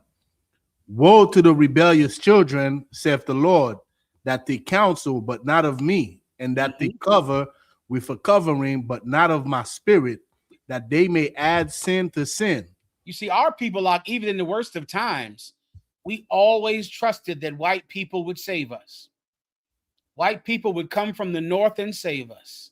That white Jesus would save us. My cousin is hanging from a tree, but if I trust in my Lord and Savior Jesus Christ, I will be okay. We trusted white people when white people were the ones swinging the rope. We still trusted white people, but that has changed. That's not the same anymore. Woe unto them. We covered ourselves with a covering that God didn't give us. We covered ourselves with the culture, with the personality that white people gave us. And that's so appropriate on the week of Martin Luther King's birthday.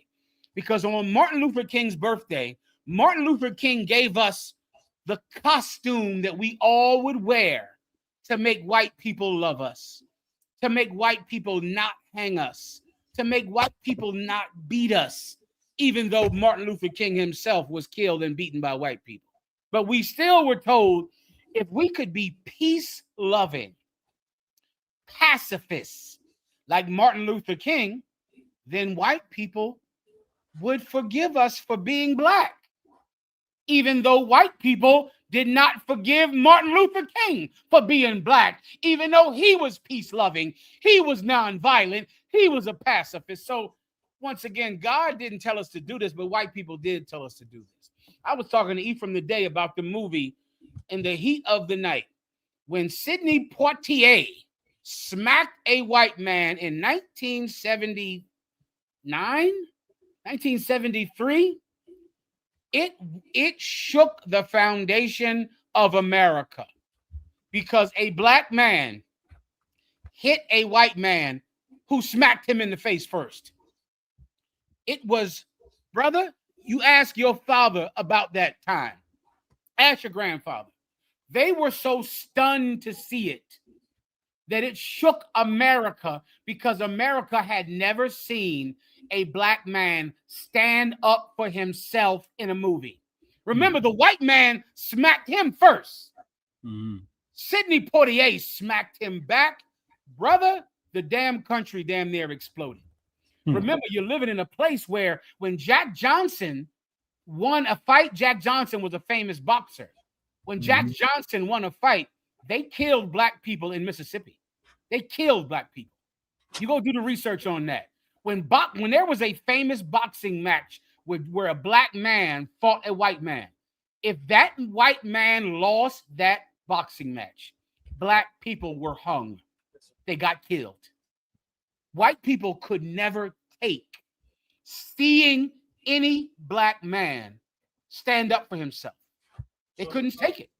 And what I'm saying, you can go Google this and find it on your own.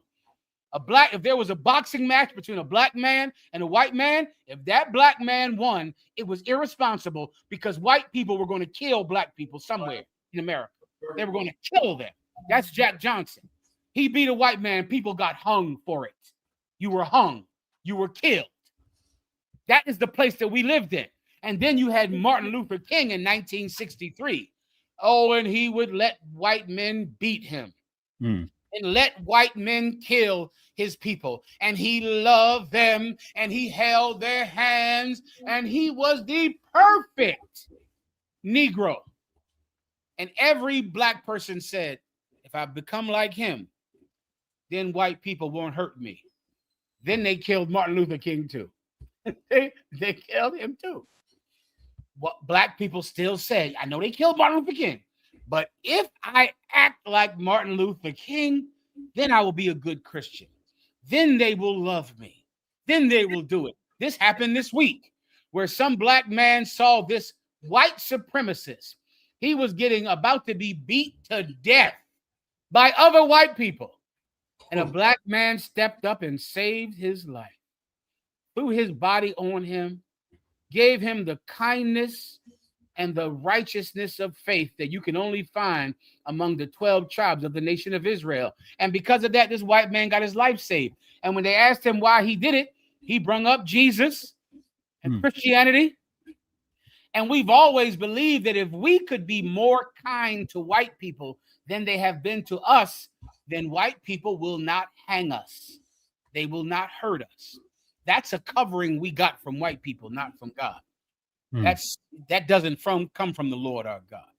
We trust in the compassion of white people, though they have no compassion. We trust in the empathy of white people, though they are incapable of empathy. That trust is eroding. That's what's changing right now. Times aren't worse. Times are damn sure not worse than the 1930s. Damn sure not worse than the Zoot Suit riots out there in Los Angeles for La Raza and the Mexican people, when the cops would just kill Mexicans on sight. They wouldn't arrest them. They would kill them on sight. Times are not, that, but people don't trust that white compassion will ever raise its head and save our lives. Go ahead and read it. And I don't want to come. Verse 2, that walk to go down into Egypt and have not asked at my mouth. We walk. Think about marching. Think about Martin Luther King marching. We walk to go down into Egypt. We shall overcome. We shall over. You walk. You march to make yourselves more of a slave. To make yourselves more pitiful and subservient to a people who have no pity. We did that. We do that. Keep going. To strengthen themselves in the strength of Pharaoh. To do what? Strengthen themselves in the strength of Pharaoh. Meaning we're weak, we're small, we're victims. And so because of that, we decide to make ourselves strong by joining them, by marching and joining them. And we think that if they accept us, then of course we can live. Keep going. And to trust in the shadow of Egypt. To do what? Trust in the shadow of Egypt. To do what? Trust in the shadow of Egypt. Let me tell you, we're not trusting in Egypt. We're trusting in the shadow of Egypt, in the image of America.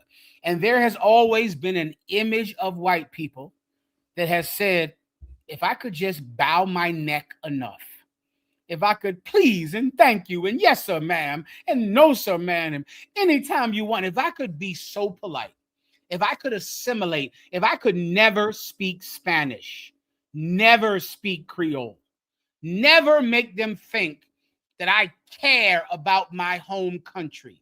I remember when that Mexican brother waved in a Mexican flag, the internet went crazy because they said, how dare he wave a Mexican flag in America where I have the freedom of speech and the Italian flag and the Irish flag and the Confederate flag. Mexicans are expected to not even have freedom of speech, not even act like Americans if they want to be loved by America. See, we trust in the shadow of Egypt, in the image of the freedom of speech, in the image of equality, in the image of race doesn't matter. That image, we trust in that. And we don't anymore like we used to. We don't. That's what's changing. Keep going. Verse 3, therefore shall the strength of Pharaoh be ashamed. So now, since you trust in Egypt, you're going to be ashamed that you ever trusted in Egypt. That's happening now, Levi. Everyone is looking stupid who thought that the white man would change, who thought that affirmative action would not be struck down, who thought that racism would end. Now you look dumb. Now the Christians look stupid, and the UPK looks like we were right all the time. Looks like we were right the whole time. Right. And that the Christians were wrong. Keep going. And the trust in the shadow of Egypt, your confusion. You get that, Levi. Now that's what you're seeing now. People that said, damn, wait a minute, I think we might be stupid for thinking that America was ever not going to be racist. Right. I think we look like dummies now. You do. You do. Sure you do. Everyone understands. I will go with that, Levi. Did I ask for another one? That's what you see. I'm just trying to explain what you're seeing. It's not that times are worse, but the faith that everyone has in America and white people is not where it used to be. It's falling fast. Another precept is where I saw the stars of heaven falling from the sky like lightning, coming down. We trusted people that we should have never trusted. We trusted organizations and institutions that we should have never trusted, ever. We trusted the Christian church. You have that video where the Christians went over with Don Lemon into a Christian church because the pastor is in charge of the ICE agents in that city. The pastor in a Christian church. And who's the brother out there in Ohio, the captain out there? Captain Nepatazar. Captain Nepatazar did a hell of a video on it. And he said, what in the hell were you so surprised for? To find out that a Christian pastor was an ICE agent. You should have known. Why were they so shocked? Why were they so angry? Because they trusted these Christian pastors to be liberal, to be kind, to be merciful, to not care about race. Meanwhile, the pastor is dragging 5-year-old babies to jail. Go ahead and play it. And Nakima stood up and said her piece, and then the protesters surrounded her. But this is a clandestine mission. I think they found out one of, according to them, this is according to Operation Pull-Up, that one of the pastors here is a member of ICE. And so here we go. You can talk to the lead pastor over there. Yeah. Okay. And so, can you imagine the heartbreak of the parishioners in that church when they went, what? My pastor is dragging 5-year-old babies to jail? The man of God that I believe in. They couldn't believe it. I can believe it. This totally makes sense to me because you are exactly who I thought you were. But the people that go to church, they had faith in you. They trusted you. Now they look like fools. Go ahead and play it. So this is not the pastor they're referring to, or this is the one who was giving the sermon at the time they pulled up? Well, it's shameful. It's shameful to interrupt a public gathering of Christians in worship.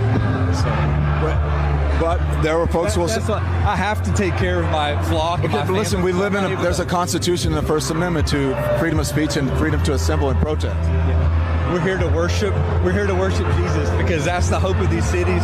That's the hope of the world is Jesus Christ. I want to be very respectful. Please don't push me though. We're here to worship. You see, Don Lemon, he's a nasty.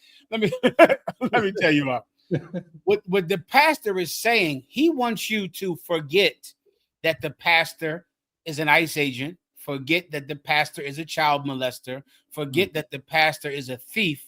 Worship God. Worship God. That's the trust in Egypt.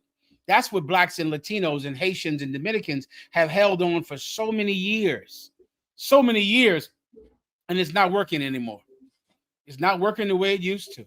And just for you people out there that are finally realizing that the Christian church is a lie, and you want to go into a Christian church and protest the Christian church, I certainly understand why. I get it. If you want, let me give you a better tactic. Going into a church is not how you hurt a church.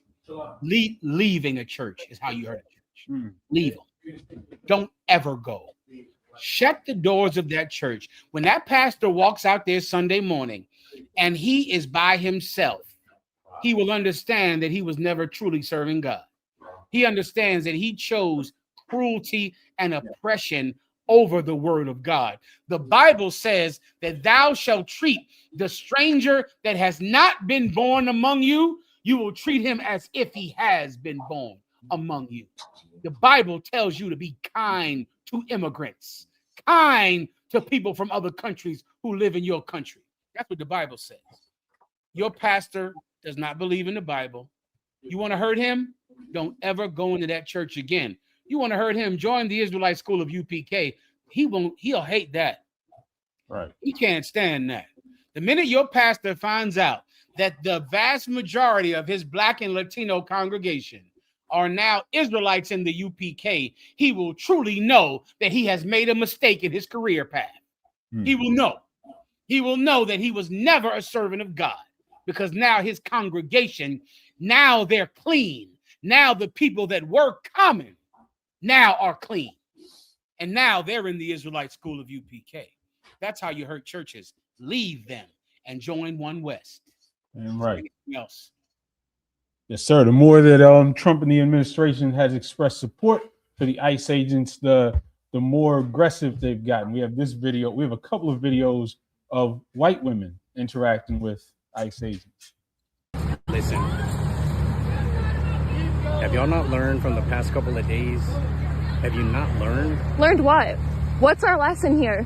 What do you want us to learn? Following federal agents. Give me my phone back. No, you can't take my phone. This is your warning.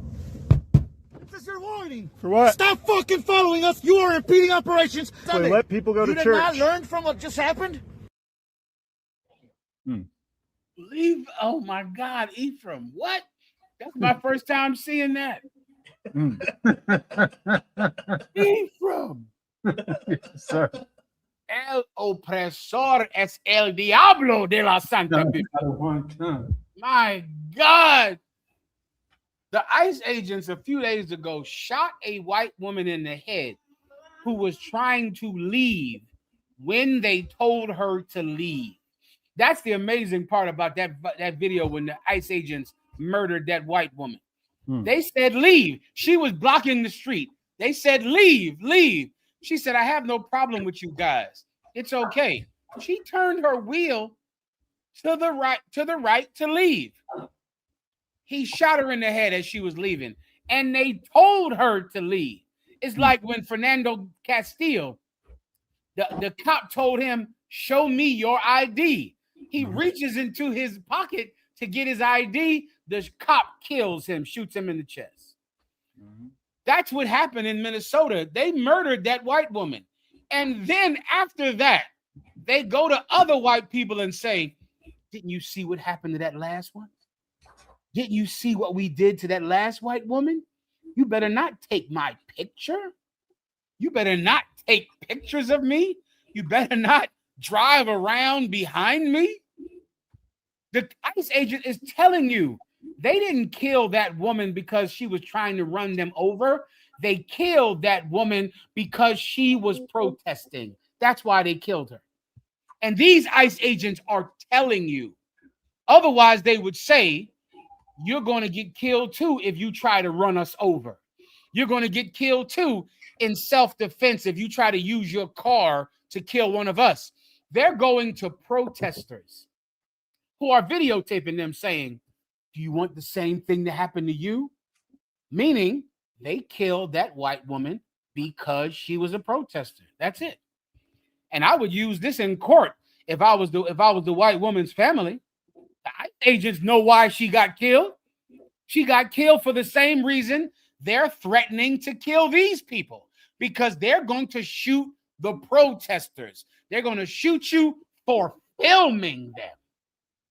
They're saying it, which once again says so much about our oppressor. Our oppressor is completely cruel, and he doesn't care about all the things you think he cares about. Even race. Race is so hard to understand if you're Black or Latino. That's why when you read the Bible, you don't understand stranger. You don't understand Gentile. It's hard for you to get it because you don't really understand race the way white people do. This is race in the mind of any white oppressor. This is what race is. Race is the best reason to kill someone when you're looking for any reason to kill someone. White oppressors are looking for any reason to kill, anything. But race is the best reason to kill because it's simple, it's efficient, it makes it easy to know who to kill. But if they're a different race, I'll take any reason. Are they filming? Are they a woman? Anything. Are they Democrat? Are they Republican? Anything. The white man is just wants a reason to kill. Race is the best reason to kill. I'll prove that next when I show you where racism was invented. Play this video, please. Sluggy, sir, we're having slight technical difficulties. No problem. The brother's going to show you next where this is Stephen Miller, who's a Nazi. He was an absolute Nazi. Is it appropriate to call people who hate Mexicans and Black people Nazis? Damn right, because that's where the Nazis learned it. Yeah. You can always call anyone a Nazi who hates a Latino, Hispanic, so-called, or a Black person or Haitian. You can always use the word Nazi because Americans are who taught the Nazis. The Nazis learned it from the Americans. So you absolutely can use the word Nazi. I hear some people saying, well, can you call him a Nazi? Well, that's where the Nazis got it. That's how the Nazis learned it. The Nazis learned it from America. Yeah. Stephen Miller, he's a Nazi. Donald Trump, he's a Nazi.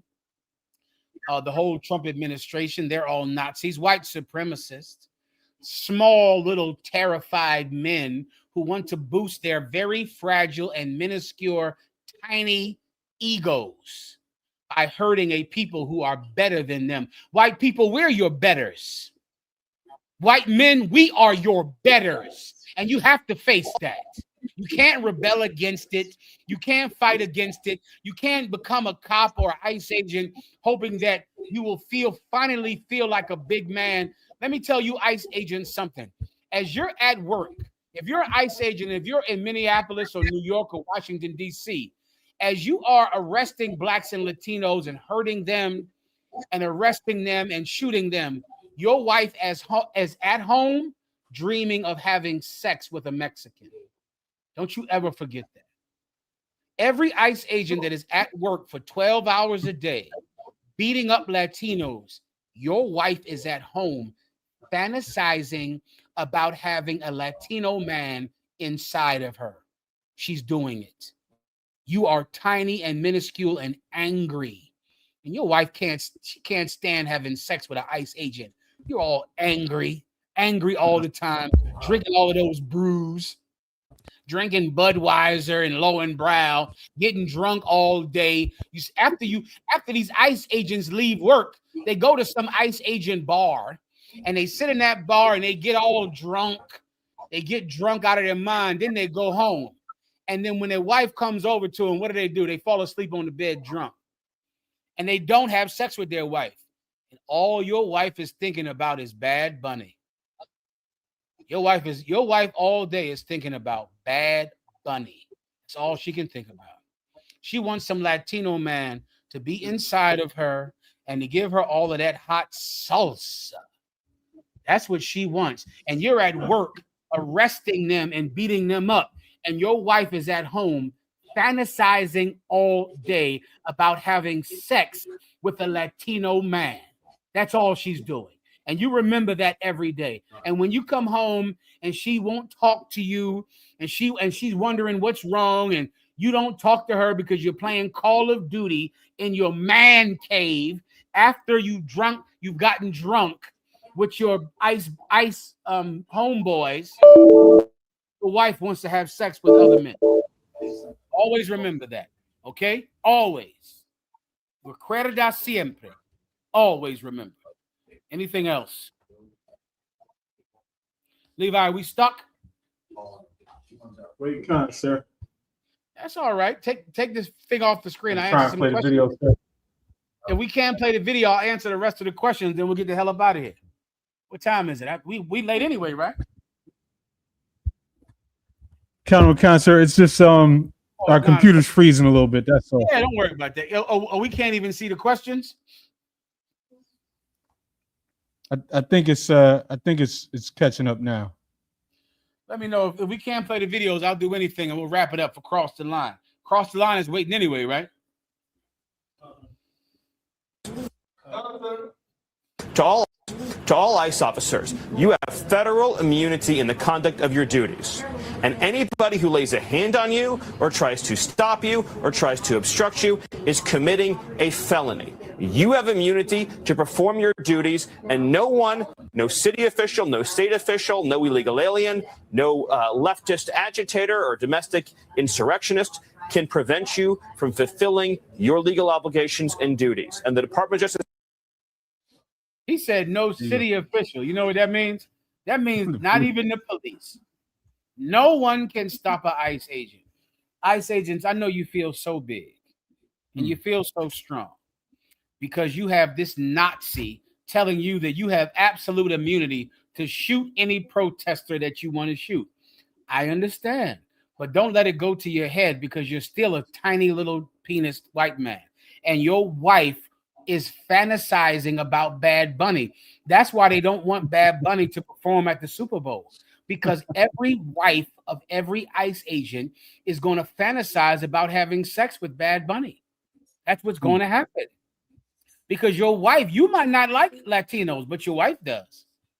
She likes Latinos. Oh, she wants that salsa. She wants that salsa and that music. She wants a man that isn't so angry and bitter all the time because his father took him out to a hunting lodge and tied him to a tree and made him stab a wild boar. These white fathers are so cruel that these white men who join ICE, they are the sons of the craziest white man in the world who took their son hunting every weekend. Took him out there. The son will be crying. He wants to go home. They would say, kill him, shoot him, boy, shoot him, kill him and shoot him. And the boy would be crying. His father would make him kill some animal. Father forces him to have sex with a prostitute. These ICE agents, their fathers paid for a prostitute for them to have sex for the first time to make sure their son wasn't gay. To make sure their son wasn't gay, an ICE agent's father paid for a prostitute and made his son have sex with a prostitute. And the boy is crying. The boy doesn't want to do it. But his father said, you ain't no homo, are you? You better get in there and have sex with that prostitute that I just had sex with. Your father just had sex with her. He wants you to go next. White fathers are terrible fathers. How do I know it? They raise ICE agents. But your wife wants that sweetness and that kindness. She wants all of that long plantanos, that plantain. That's what she wants. She wants that. She wants that caliente, that salsa. She wants that sabor inside of her. And she knows you cannot give it to her because you're some cruel, traumatized little boy with a tiny penis who becomes an ICE agent to try to regain some mimic manhood, some type of faux manhood that is not real manhood at all. And that's why you became an ICE agent. That's why you became that thing, because you feel like a man. So now the minute an ICE agent murders a white woman, you go to every other white woman and you say, do you want the same thing to happen to you? Stop taking pictures of me. I kill everyone that doesn't obey me. Now I'm manly. Now I'm a man. White women, type into the chat and tell everyone how your husband isn't a man. Do it. You white women out there, if you're married to an ICE agent, you better start making videos and talking about that white man. He is abusive. He's beating you. He punches you. He gets drunk and he cries and he beats you up. He's molesting your children. You have to tell the world about how your ICE agent husband is not a real man. Tell everyone about it. Tell everyone, because they're killing. Give me that video of that man that said, kill that bitch, that famous comedian. White women, you better get up. You better learn. You better learn something, and you better start making videos. I'm not seeing enough videos from the mothers and the daughters and the wives of ICE agents. You better tell everyone about your husband, about your father. Your father is an ICE agent and he molested you. Tell everyone. Tell them all. Tell everyone what happened. Your husband, your boyfriend is an ICE agent. He beat you and he molested your daughter. Tell everyone. Tell them all. And in that way, maybe your husband can realize that being cruel isn't manly. Being unkind isn't masculine. He learned that from his father. We're going to have to teach him how to be a man for real. We're going to have to show him manhood. In the Israelite school of UPK, we'll teach you white men how to be men. So I'm sorry. Come on. Sorry, Officer Shagapong. So recently, Donald Trump, if I'm not mistaken, said that 60% of ICE are Hispanic men. Oh, isn't that correct? Well, I could have told you that already. He's lying, of course, because he's Donald Trump. So anything Donald Trump says is a lie. He's lying. What he actually means is that there are some ICE agents that are Hispanic. I don't know if you know, Asher, but there are some cops who are black. You ever heard of them before? Yeah, there was 5 black cops in Memphis who pulled over an autistic boy. The autistic boy did not understand being pulled over. He didn't get it because he's autistic. He began to scream for his mother, and these 5 black cops beat a black boy to death. They killed him, right? They are not of this nation, Asher. Do you understand? Which is why Cornelius said, thou knowest that me being a Jew, it is unlawful for me to be in company with someone of another nation. Hispanic ICE agents are not of this nation. Black cops who are cruel and would murder an autistic child while he's screaming for his mother, they are of another nation. So that absolutely happens. That's a byproduct of oppression. It's Stockholm syndrome. Stockholm syndrome. Why are there any Hispanic ICE agents? Stockholm syndrome. Why are there any cruel black cops? Stockholm syndrome. If you want to look that up, you can put that on the screen. Stockholm syndrome. Donald Trump doesn't know how many ICE agents are Hispanic. Donald Trump learns about ICE the same way you do. He turns his Fox News on. Donald Trump turns on Fox News and he learns about these raids on Fox News just like you. You understand, Asher, correct? Sir. Asher, is there anything you wanted to say about Venezuela? I haven't been here for a few weeks. Anything at all am I missing you would like to say? Let me know.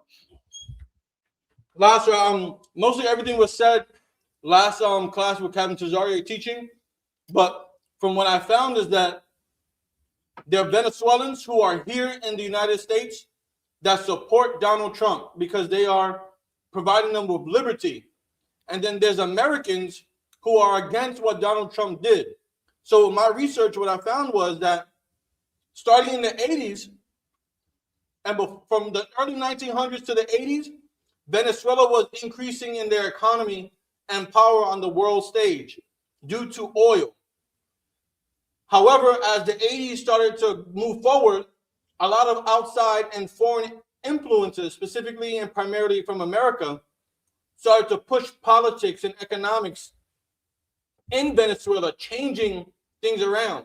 So when Chavez ended up taking over, and then now Maduro taking over, a lot of greed of the Venezuelan ruling class played a big part into the influences of America in terms of the economy, which made everyone suffer. But before that, the only class that was suffering primarily was the rich ruling class of Venezuela, when everything was nationalized and powers and money and corporations were taken away from those who were making all the money. You're telling the truth. Give Asher a hand. He's telling the truth. He's from the same tribe as the brothers and sisters over there in Venezuela, the chosen people of God, the Venezuelans, the Colombians, the tribe of Asher, the grapevine, the Most High's favorite vine. He's telling the truth about that. No one should be surprised by there being a Black or Hispanic people who have joined our oppressor. That is the only way that they could know to stay alive. Many people do that. People in danger of dying will do anything to survive. It creates great courage for people who do not join the oppressor, who do not join the people that kill them. That is special courage. But it is common for an oppressed people to join the oppressed, because people in danger of dying will do anything to live. But in the Israelite school of UPK under commanding General Yohana, you have not joined your oppressor. You have not joined the people that kill your people. You are the resistance. You stand in the gap, and you are the reason that God will give us justice. Everyone understands? Yes, sir. Keep going. She backs up, get out of the car. Oh, so there's a guy in front. Oh, yeah. Okay, so she's driving at the guy. All right, Yeah. sorry, bitch. You got what you got. But listen, everybody. First off, what happened to chicks? I've been screaming this from the rooftops. Women. God damn! Did you hear that, Asher? This is a famous podcaster. He watches the video for 10 seconds. He says, "Sorry, bitch. Sorry, bitch. I thought you white men protected white women. I thought you loved white women. I know you lynched our grandfathers because they whistled at white women. I know you killed our grandfathers because they looked at a white woman, allegedly. In Emmett Till's case, he never even whistled at that white woman. Emmett Till was murdered and lynched and mutilated because he whistled at a white woman. Years later, the white woman said, he never even whistled at me. He never even whistled. And yet the sheriff came into his house, mutilated him, and killed him because of the lie of a white woman. I thought you white men did all those lynchings because you were trying to protect the honor of the white woman. Let me tell you something that I know you white men know. There is no greater whore on the planet than white women. None. Right. There is no one more promiscuous, no one more of a slut than a white woman. You know that. Now you're saying it, because for years I thought that white men believed that white women were so pure and so innocent that they had to kill your grandfather for looking at her, because they were afraid that your grandfather would force her into having sex.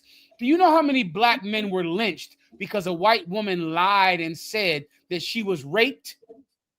White women don't need to be raped. They give it up. They give it up willingly. They give it up because they're whores. Now, here we are now. Finally, when an ICE agent kills a white woman, now a white man finally reveals their actual thoughts about white women. Play it again. Get out of the car. Oh, so there's a guy in front. Oh, yeah. Okay, so she's driving at the guy. All right, Yeah. sorry, bitch. You got what you got. Keep playing it. Keep playing it. But listen, everybody. First off, what happened to chicks? I've been screaming this from the rooftops. Women have gone fucking nuts. We weaponized women. We weaponized them.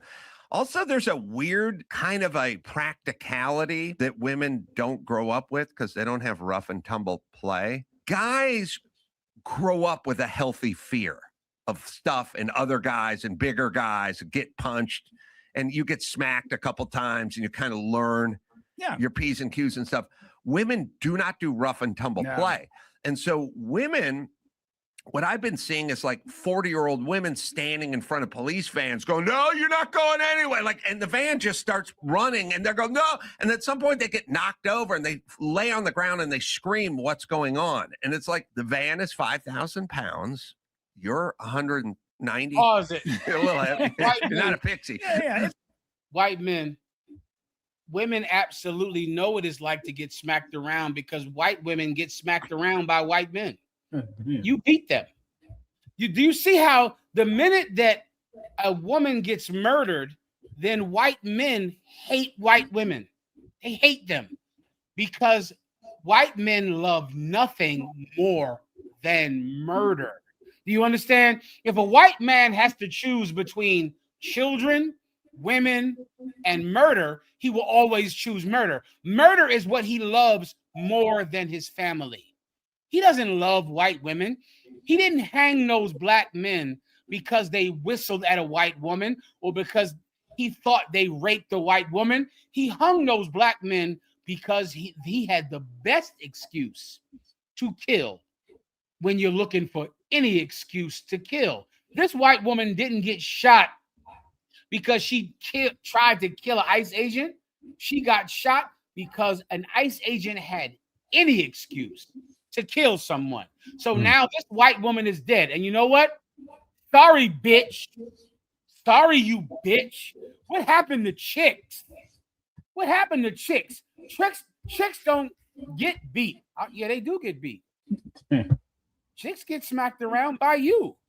You smack them around. Every time you've had a few brews. Every time you've been drinking that Lowenbrow. White men, you're beating white women. They know what it is to get beat. A white woman knows what it is to get smacked in her mouth and get beat when you're drunk.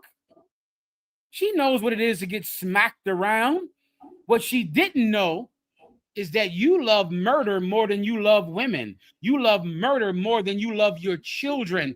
A white man's culture is murder. It is his greatest love. It is his mistress. Murder is his mistress. He loves it the way you love a woman or you love something dear to you. He loves the ability and the freedom to murder, to kill. Give me the Fuente. Give me something else. I don't give a damn what it is. Go ahead. I don't want to keep cross the line waiting, so I don't want to inconvenience them. Agent ever run up on me, I guarantee you they won't. I'll put a hole in their chest the size of a window. Safe line repair, safe line replace. That's what's gonna happen. They touch me. Unarmed woman was killed by ICE. If you think you're about to come and brutalize the people while we're standing here, fuck around and find out. Our interactions with the police and ICE. Ephraim, do you have the video when he was the blood and he said the same thing? I could find that. I saw it. Yeah. This cat here, I don't know who. The brothers told me. Yediah said, Officer Yediah out there, and I think Marah in Philly, they told me that they know this cat. That they know this cat. He's from Philadelphia, and this cat does this anytime there's a protest. He does this, but he joins a different group every time he does it. You can find it, Ephraim. It might help illuminate the point. Come on, sir. This cat, whenever there is a protest, he joins a particular group or gang, and he says, if you come out here, we're going to shoot you. We're going to shoot you if you come out here. We're going to put a bullet in your head if you come out here. And sometimes he's a Crip, sometimes he's a Blood, sometimes he's a Black Panther, sometimes he's a Muslim. But he just joins a different group and comes out on the street and says, we're going to shoot the police if they come out here. Now, I don't know who this is. I don't know anything about him, but I have seen this tactic before. Usually this is done by the Federal Bureau of Investigation, and they pay someone to influence other people to join their group if you want to shoot the police. Join their gang if you want to shoot the police. So you go now and you join him. He writes your name down, your email address, and your phone number and your address. And now the FBI has a list of people to arrest who want to shoot the police. This whoever this cat here, he is a part of a consistent and old COINTELPRO plot from the federal government. where they go get some black person and says, I want to shoot all the police. Who's with me? Who's with me? I'm ready to kill the police. Who's with me, y'all? But meanwhile, this is the FBI's way to get you to call him, join him, and then they have your name so they can just arrest you, and they'll be the ones telling you to go set a bomb at a synagogue. When meanwhile, the FBI are telling you to set a bomb at a synagogue. This ain't even the one, Levi. This is the one.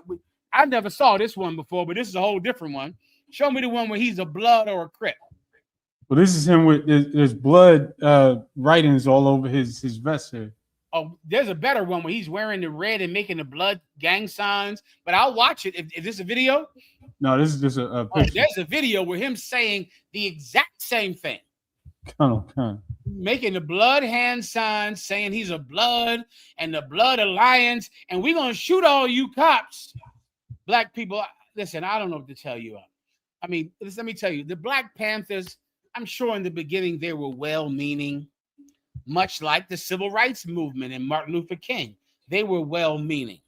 Much like there has been so many different tactics that Blacks and Latinos have taken, thinking that this tactic will stop oppression. They march. They think that marching will stop oppression. They sing songs.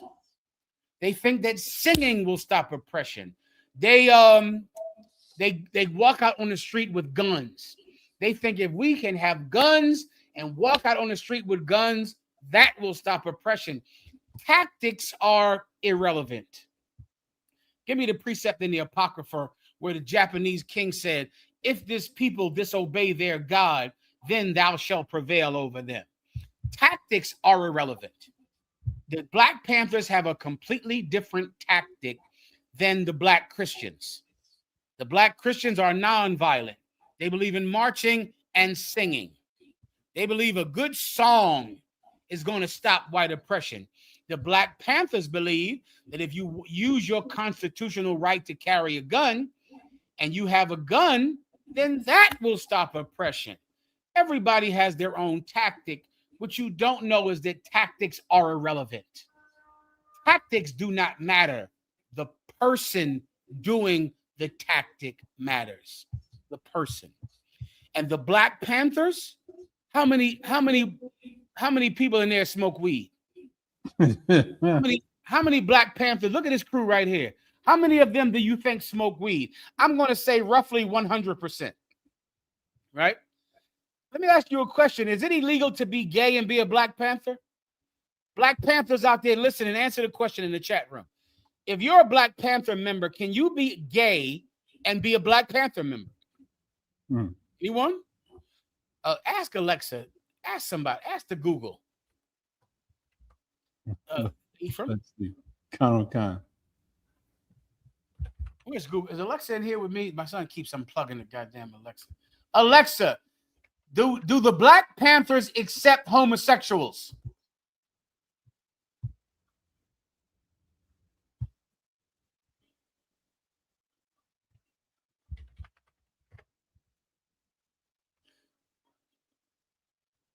Yes. You can't hear her, right? It says by 1970, the Black Panther Party. Go ahead. By 1970, the Black Panther Party recognized gay liberation as part of the revolutionary struggle. Oh, so that's all I need.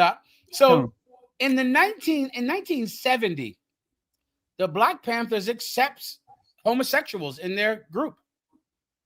So meaning with all these guns, big old guns, he sucks penis. That man with that AR-15 sucks a penis. And he has a gun. He has a big old gun. These men, that's the UPK. But these men who have AR-15s and rifles, they suck penis. Them. They accept drug addicts. They accept alcoholics. They accept gay people. You see, you worry about the tactic and not the person using the tactic. And that's why none of your tactics work, because the person matters. The person. Give me the Black fraternities. Can you look up in your phone and tell me if black fraternities accept homosexuals?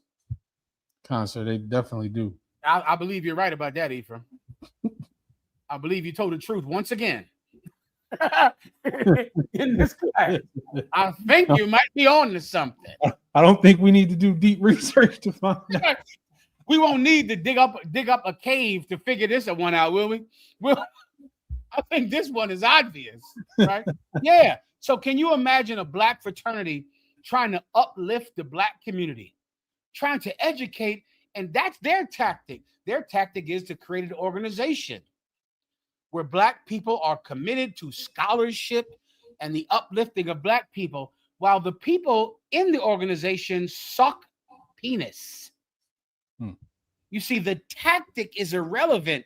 The person matters. If you're in a black Greek organization thinking that your tactics of voting and scholarship will change things, are you having orgies with all of the men in your organization? Are you having gay male orgies? And I don't care what tactic you use, it's never going to work, because God cares about the person, not the tactic. He cares about the person. And there are certain people that God will never help. God will never help the Black Panthers because they suck penis, snort cocaine, and have sex with white women so they can take a tank out on the street. God will never help them. God will never help the Christian church because they suck penis, have sex with white women, because they molest children. I don't care whether they sing or not sing. God will never help them. In the Israelite school of UPK, we focus on the one thing that will make you win any battle, any war, any conflict, and that is the person in the conflict, the person in the fight. If that man is a man of God, he cannot lose. The UPK creates men that cannot lose. Nosotros es héroes. Nosotros los héroes. The UPK creates heroes. Heroes. And heroes can't lose. We're men that are not gay, are not abusers of themselves with mankind. We're not alcoholics. We're not drug addicts. We don't abuse our women or abuse our children. If you fight us, you fight God. You fight God. Now you remember that. Is there anything else? Concern with all that attention they've been getting, people have been taking our Hebrew Academy footage and labeling it as millions joining the new Black Panther movement. Squabble up. Go ahead. It's just a song on top of it. That's a song. So this is what year is this here? This is this year. That's this year's Hebrew Academy class. The Black Panthers took that video, put it on the internet, and said, "Look at thousands of people joining the Black Panther Party." Nigga, that's One West. Damn right. That's the UPK. Class of 25, sir. That's 2025. That's ISUPK Hebrew Academy class 2025. Denele un applauso. Give yourselves a hand. ISUPK 2025. The Black Panthers had to take your video of your Hebrew Academy day, of you going through your trials, and now they use that as propaganda to get people to join the Black Panthers. There are no homosexuals in the ISUPK Hebrew Academy class 2025. No homosexuals, no alcoholics, no drug addicts, no child molesters of the Israelite School of UPK Hebrew Academy class 2025. Righteous men. Nosotros los héroes. That's right. We are heroes. The Black Panthers, you can't say the same thing. You use our video to try to gain members. I hear you. I understand. I can certainly understand why you did that, because you certainly would not use. Let me see the Black Panthers. Let me see them. You just put it up on the screen earlier. Yes, One sir. of those Black Panthers had some real big titties. Excuse my language. I didn't see, but some of these Black Panthers got giant titties up. I saw some big titties from the Black Panthers up there when I big breast. I'm sorry. About face. big mammary glands. Yeah, see that? Some of these Black Panther soldiers got giant titties up. This is different than the Hebrew Academy class of the ISUPK 2025. The Black Panthers, some of your soldiers have giant titties. You might want to focus more on the kind of brother that you have. Is he a homosexual? Is it a woman? Is he a drug addict? Does he have sex with white women? If you don't focus on who you are, then it doesn't matter what you do, because who you are is not the kind of person that God will help. That's just my little bit of assistance to the Black Panthers. You know, Lord be with you and do whatever you like to do. All right. Okay. Everything is all right. Is there anything else? Sir, we touched on the Jake Lang situation, but we have more footage from that.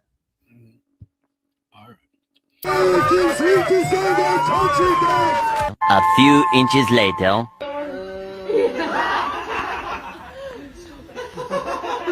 A few moments later.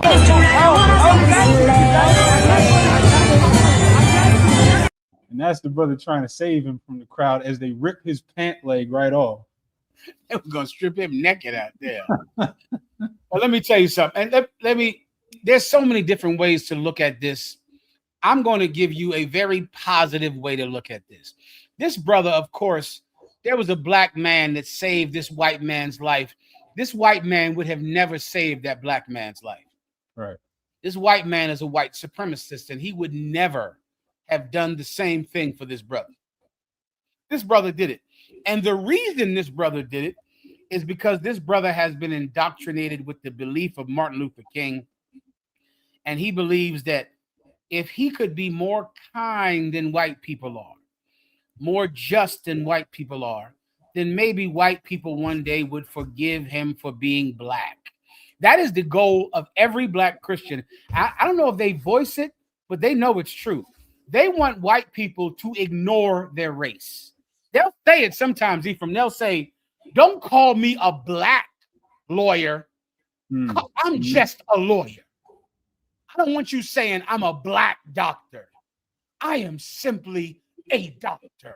Don't look at me for my race. Let me tell you something about Black aristocrats and Black people who are Christians. Their entire goal in life is to be so sweet and so passive that you will ignore the fact that they are Black, that you will forgive them for being Latino. They want you to forgive them. They know that they're filthy and dirty. But if I'm nice enough, will you just be colorblind? Will you just ignore it? And you can hear them say it. Go now, now that I'm telling you this, you'll hear this. Why do I have to be a Black music artist? Why can't I just be a music artist? Why do I have to be a Black congressman? Can't I just be a congressman? So your goal is for people to ignore their eyes, for them to ignore your Black skin, your brown skin. Don't look at me for my race. Can I just be forgiven for being Black, for being Latino? That's the goal of every Christian. That is their intent. That is their aim. That is their Super Bowl, for their race to be ignored. And so because of that, Black men like this will say, I saved the white supremacists. Will you forgive me for being Black now? Will you forgive me for it? No, they won't. They won't do that, young brother. They won't forgive you for that because race is the best reason to kill someone. And they have it. And they're not going to squander the opportunity to kill you when you're a different race. And that's the best reason to kill somebody. That's why the brother did it. But let me give you a different way to look at it, Ephraim. Kind of, sir. This brother here, he has something that white people don't have. He has compassion. Compassion. He is helping a man that would never help him. He is protecting a man that would send other men out to harm him. He has something that our oppressor doesn't have, compassion. He has something that white men don't have, empathy. Empathy is a beautiful thing. And the people that have empathy should rule the world. So I know this brother is simple and Christian, but he is so much better than any white man could have ever been. He's so much better. White people, you should actively support the ascension of blacks and Latinos into their rightful position as the rightful rulers of the planet Earth. Right. You must support our ascension. You must do it. This white man right now is thankful that there was a black man there that day. He's thankful for it. Because if there was not a black man there that day, he would have been killed by other white people. But there was a black man that day that was there to put his body in harm's way. While you have ICE agents that murder women to protect themselves, they murder women to make sure that they're not hit by a car. You had a black man that put his own body in danger to save the lives of someone else. I ask you, white men, who should rule the world? Who should be in charge? White men, white women actively support the ascension of blacks and Latinos to rule the planet Earth. You must support it. You must support our ascension, and you must do it with zeal. Because if we're not around, white people will kill each other. If we're not around, the white race will devour one another because their only desire and goal is to harm anyone that they can. And you need us to be there to protect you. And you better thank the Lord that this black man was there this day. You should thank the Lord so much that he makes sure that a black man, a Latino man, is there every day in a position to save life. Go ahead. They're saying in the comments that Jake Lang went on the Alex Jones show right after this happened and accused the brother of pickpocketing him. Yeah, I'm not. I wish I was surprised, but I'm not. I'm not surprised. He would have never did this. He would have never did this for him. This brother should be in charge of the planet Earth. Right. Not Jake Lang, not Alex Jones. We should rule the earth. White people, ask yourself every day, what are you doing to support black people in ruling the world? What are you doing? Every day, ask yourself what time it is. Like you say, the time is now 10 p.m. What are you doing to make sure that blacks and Latinos rule the world? That's what I want every white man and woman to say every day. The time is now 7 p.m. What are you doing to make sure that blacks and Latinos rule the world? Every day. I want that in your mouth. I want that in your mind. Because if white people are not actively supporting and promoting the rulership that black people should have over the planet Earth, you're actually destroying the earth. You're actually hurting everyone. What time is it, Levi? So it's 9:41, sir. You know what I just found out? Please. You see this this video where they're opening the car door trying to kick him? I see it. He just jumped in somebody's car to get away, and they accepted him in the car, and it was 2 black women.